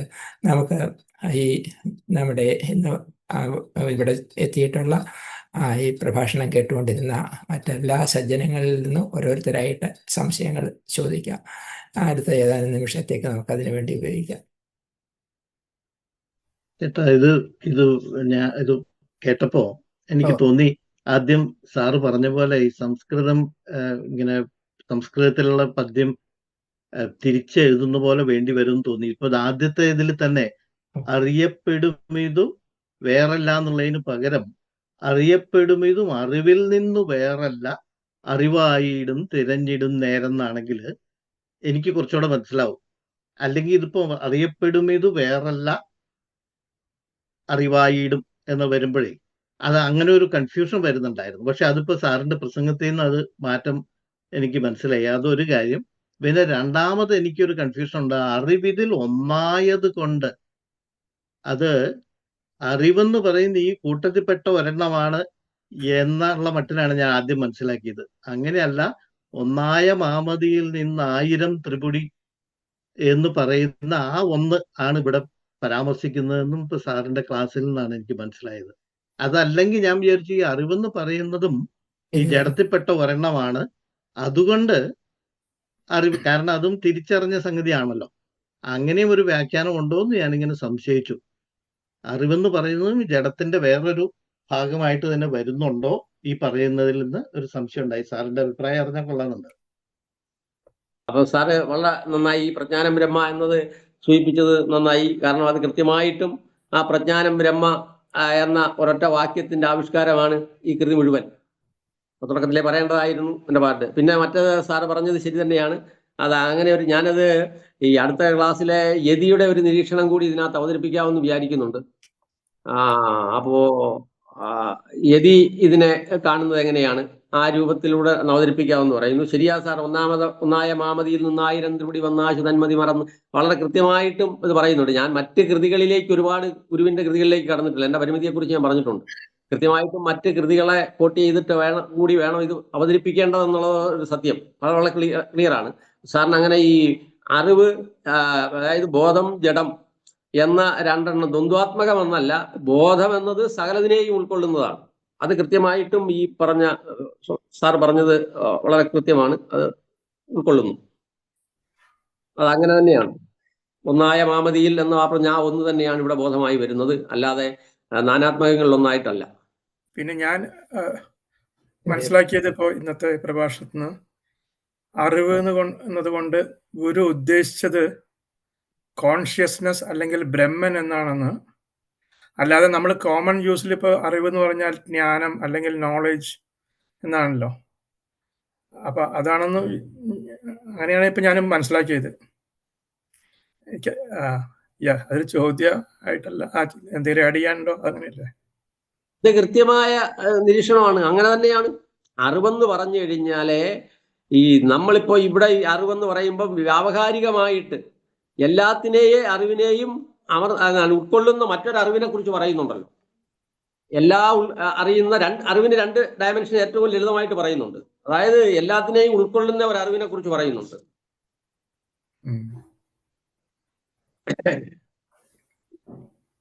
അപ്പൊ ആ ഒരു അർത്ഥത്തിലാണ് അത് പറയുന്നത്. വെച്ചാൽ എല്ലാത്തിനെയും ഉൾക്കൊള്ളുന്ന അറിവെന്ന് പറയുമ്പോൾ ഈ പ്രജ്ഞാനം ബ്രഹ്മ എന്ന് പറഞ്ഞ അർത്ഥത്തില് അതിന്റെ ഡയമെൻഷനാണ് ബാക്കിയല്ല. നമ്മൾ അറിയുന്ന ജ്ഞാതാവും ജ്ഞേയവും ജ്ഞാനവും, അതിൽ വരുന്ന ജ്ഞാനം എന്ന് വെച്ചാൽ വൃത്തിജ്ഞാനമാണ്. ആ വൃത്തിജ്ഞാനത്തെയാണ് നമ്മൾ അറിവെന്ന് സാധാരണ നിലയിൽ വ്യാവഹാരികമായി വ്യവഹരിക്കുന്നത്. പക്ഷേ ഈ ഒരേ ഒരു അറിവിന്റെ 3 ഡയമെൻഷനാണ് ജ്ഞാതാവ് ജ്ഞേയം. കേൾക്കുന്നുണ്ടോ? കേൾക്കാം. ജ്ഞാതാവ് ജ്ഞേയം ജ്ഞാനം എന്നത്, അതിനെക്കുറിച്ച് ഞാൻ അതിനെക്കുറിച്ച് അടുത്ത ക്ലാസ്സുകളിൽ സൂചിപ്പിക്കാമെന്ന് വിചാരിക്കുന്നുണ്ട്. കൃത്യമായിട്ടും സാറിന്റെ നിരീക്ഷണം അത് തന്നെയാണ്, ആ ഒരു അർത്ഥത്തിലാണ്. അത് കൺവേ ചെയ്തിട്ടില്ലെങ്കിൽ അത് ക്ലാസ് എടുത്ത ആളിന്റെ കുഴപ്പമാണ്, ക്ഷമിക്കുക. കാരണം പറയുന്നതിലുള്ള അതന്നെ മനസ്സിലാക്കിയത്, വളരെ ക്ലിയർ ആയിട്ട് മനസ്സിലാക്കി. Thank you. വേറെ എന്തെങ്കിലും സംശയങ്ങൾ ഉണ്ടെങ്കിൽ പ്ലീസ് കം ഫോർവേഡ്. തീർച്ചയായും സംശയങ്ങൾ ഉണ്ടാവണം. ഇത് ഞാനും വിദ്യാർത്ഥിയാണ്. ഒരു എന്താ പറയുന്നത്, കാരണം എന്നെ നല്ല ധാരണയുള്ളവരാണ് ഇവിടെ ഇരിക്കുന്നത് എനിക്കറിയാം. പക്ഷെ അതുകൊണ്ട് തന്നെ നമ്മളുടെ എന്താ പറയുക, നമ്മൾ പറയുന്നതിലുള്ള അപാകതകൾ ചൂണ്ടിക്കാട്ടുമ്പോഴേ എനിക്ക് തന്നെ എന്നെ നന്നാക്കാൻ ഒക്കും. അതുകൊണ്ട് പറയുന്നതാ. വാക്കുകൾ കൊണ്ട് വിവരിച്ച് മനസ്സിലാക്കാൻ പറ്റുന്ന ഒരു കാര്യത്തെ പറ്റിയല്ല നമുക്കിവിടെ നമ്മൾ പ്രതിപാദിച്ചുകൊണ്ട് ഇരിക്കുന്നത്. ഇത് സ്വയം മനസ്സിലാക്കേണ്ട കാര്യം ആണെന്ന് കൂടി നമ്മൾ ഉള്ള ഉത്ബോധത്തോടു കൂടി നമുക്ക് സാറിന്റെ പ്രഭാഷണത്തെ നമുക്ക് ശ്രവിക്കാം. പിന്നെ പ്രത്യേകിച്ച് ഇന്നത്തെ ഈ ആദ്യത്തെ ശ്ലോകത്തിൽ അറിയപ്പെടുന്നതും അറിയുന്നതും ഏകമാണെന്നുള്ള ഒന്നെന്നുള്ള ആ ഒരു പരമമായ ലക്ഷ്യത്തിലേക്ക് ആദ്യത്തെ ആ ശ്ലോകത്തിലൂടെ തന്നെ ഈ ചെറിയ കൃതിയുടെ മുഴുവനും അർത്ഥം അതിനകത്ത് ഉൾക്കൊള്ളുന്നുണ്ട്. ഇപ്പൊ സുധീർ പറഞ്ഞ പോലെ അറിയപ്പെടുന്ന വസ്തുവും അറിവുമായി രണ്ടല്ല, ഏകമായിട്ടുള്ള ഒന്നാണെന്നുള്ള ആ തത്വത്തിലേക്ക് മറ്റ് ആർക്കെങ്കിലും അവിജ്ഞരായിട്ടുള്ള പല ശ്രോതാക്കളും നമ്മുടെ കൂട്ടത്തിലുണ്ട്. ആർക്കെങ്കിലും കൂടുതൽ വ്യാഖ്യാനം സ്വീകരിച്ച് തരാനുണ്ടെങ്കിൽ പ്ലീസ്, അതിനുള്ള അവസരമാണ്. നമ്മളാരും പരമസ്ഥിതിയിൽ ആർക്കും തന്നെ ആകത്തില്ല. എത്ര വലിയ അല്ലെങ്കിൽ ഋഷീശ്വരന്മാർ, മന്ത്രദൃഷ്ടാക്കൾക്ക് മാത്രമേ അത് കഴിയുള്ളൂ. അവർക്ക് കൂടുതൽ വിവരങ്ങൾ നമ്മൾ വ്യാഖ്യാനിച്ച് മനസ്സിലാക്കുകയാണ് വേണ്ടത്, മനനം ചെയ്ത്. സ്വാമൻ ഒന്നുമില്ലല്ലോ. നമുക്ക് ആദ്യം ചൊല്ലാൻ ഉദ്ദേശിച്ച ദൈവദശകം ചൊല്ലിയതിനു ശേഷം നമ്മുടെ നിർവ്വാണ ഷഡ്കത്തോടുകൂടി നമുക്ക് സമാപിക്കാം. ഓം ഗുരുഭ്യോ നമഃ. ദൈവമേ കാത്തുകൊൾകങ്ങ്, കൈവിടാതിഞ്ഞു ഞങ്ങളെ. നാവികൻ നീ ഭവാബ്ധിക്കോരാ വിവൻ തോണി നിൻപദം. ഒന്നൊന്നായി എണ്ണി എണ്ണി തൊട്ടെണ്ണും പൊരുളൊടുങ്ങിയാൽ നിന്നിടും ദ്രക്കുപോലുള്ളം നിന്നിലസ്പന്ദമാകണം. അന്നവസ്ത്രാദി മുട്ടാതെ തന്നു രക്ഷിച്ചു ഞങ്ങളെ. ധന്യരാക്കുന്ന നീയൊന്നു തന്നെ ഞങ്ങൾക്ക് തമ്പുരാൻ. ആഴിയും തിരയും കാറ്റും ആഴവും പോലെ ഞങ്ങളും, മായയും നിൻമഹിമയും നീയുമെന്നുള്ളിലാകണം. നീയല്ലോ സൃഷ്ടിയും സൃഷ്ടാവായതും സൃഷ്ടിജാലവും. നീയല്ലോ ദൈവമേ സൃഷ്ടിക്കുള്ള സാമഗ്രിയായതും. നീയല്ലോ മായയും മായാവിയും മായാവിനോദനും. നീയല്ലോ മായയെ നീക്കി സായുജ്യം നൽകുമാര്യനും. നീ സത്യം ജ്ഞാനമാനന്ദം, നീ തന്നെ വർത്തമാനവും ഭൂതവും ഭാവിയും വേറല്ലോതും മൊഴിയുമോർക്കിൽ നീ. അകവും പുറവും തിങ്ങും മഹിമാവാർന്ന നിൻ പദം പുകഴ്ത്തുന്നു ഞങ്ങളങ്ങ്. ഭഗവാനെ ജയിക്കുക, ജയിക്കുക മഹാദേവ ദീനാവനപരായണ. ജയിക്കുക ചിദാനന്ദ ദയാസിന്ധോ ജയിക്കുക. ആഴമേറും നിൻ മഹസാം ആഴിയിൽ ഞങ്ങളാകവേ. ആഴണം വാഴണം നിത്യം, വാഴണം വാഴണം സുഖം. ആഴമേറും നിൻ മഹസാം ആഴിയിൽ ഞങ്ങളാകവേ. ആഴണം വാഴണം നിത്യം, വാഴണം വാഴണം സുഖം. ഓം ഗുരുഭ്യോ നമഃ. പ്രഭാഷണം അവസാനിക്കുന്ന ഉപസംഹാരമായിട്ട് നിർവ്വാണ ഷഡ്കം കൂടി. മനോബുദ്ധ്യഹങ്കാര ചിത്താനി നാഹം ന ശ്രോത്ര ജിഹ്വേ ന ഘ്രാണനേത്രേ ന വ്യോമഭൂമിർന തേജോ ന വായു ചിദാനന്ദരൂപ ശിവോഹം ശിവോഹം. ചിദാനന്ദരൂപ ശിവോഹം ശിവോഹം. ന ജ പ്രാണസപ്നോ സ വൈ പഞ്ചവായു ന വാ സപ്തധാതുർന വാ പഞ്ചകോശ ന വാക്പാണിപാദം ന ചോപസ്തവായു. ചിദാനന്ദരൂപ ശിവോഹം ശിവോഹം. ചിദാനന്ദരൂപ ശിവോഹം ശിവോഹം. न मे द्वेषरागौ न मे लोभमोहौ मदो नैव मेनैव मात्सर्यभावः न धर्मो न चार्थो न कामो न मोक्षः चिदानन्दरूप शिवोऽहं शिवोऽहं चिदानन्दरूप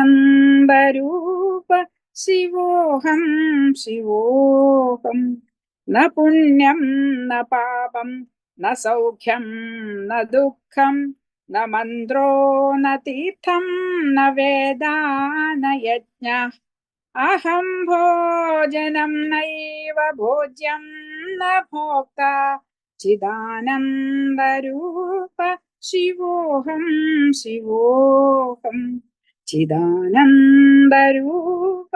शिवोऽहं शिवोऽहं न मृत्युर्न शङ्का न मे जातिभेदः पिता नैव मेनैव माता जन्म न बन्धुर्न मित्रं गुरुर्नैव शिष्यः चिदानन्दरूप शिवोऽहं शिवोऽहं चिदानन्दरूप शिवोऽहं शिवोऽहम् अहं निर्विकल्पो निराकाररूपो विभुत्वाच्च सर्वत्र सर्वेन्द्रियाणां न चासङ्गदं नैव मुक्तिर्न मेय चिदानन्दरूप शिवोऽहं शिवोऽहं चिदानन्दरूप शिवोऽहं शिवोऽहं चिदानन्दरूप शिवोऽहं शिवोऽहम् ॐ श्री विद्याभिराजाय नमः गुरुभ्यो नमः।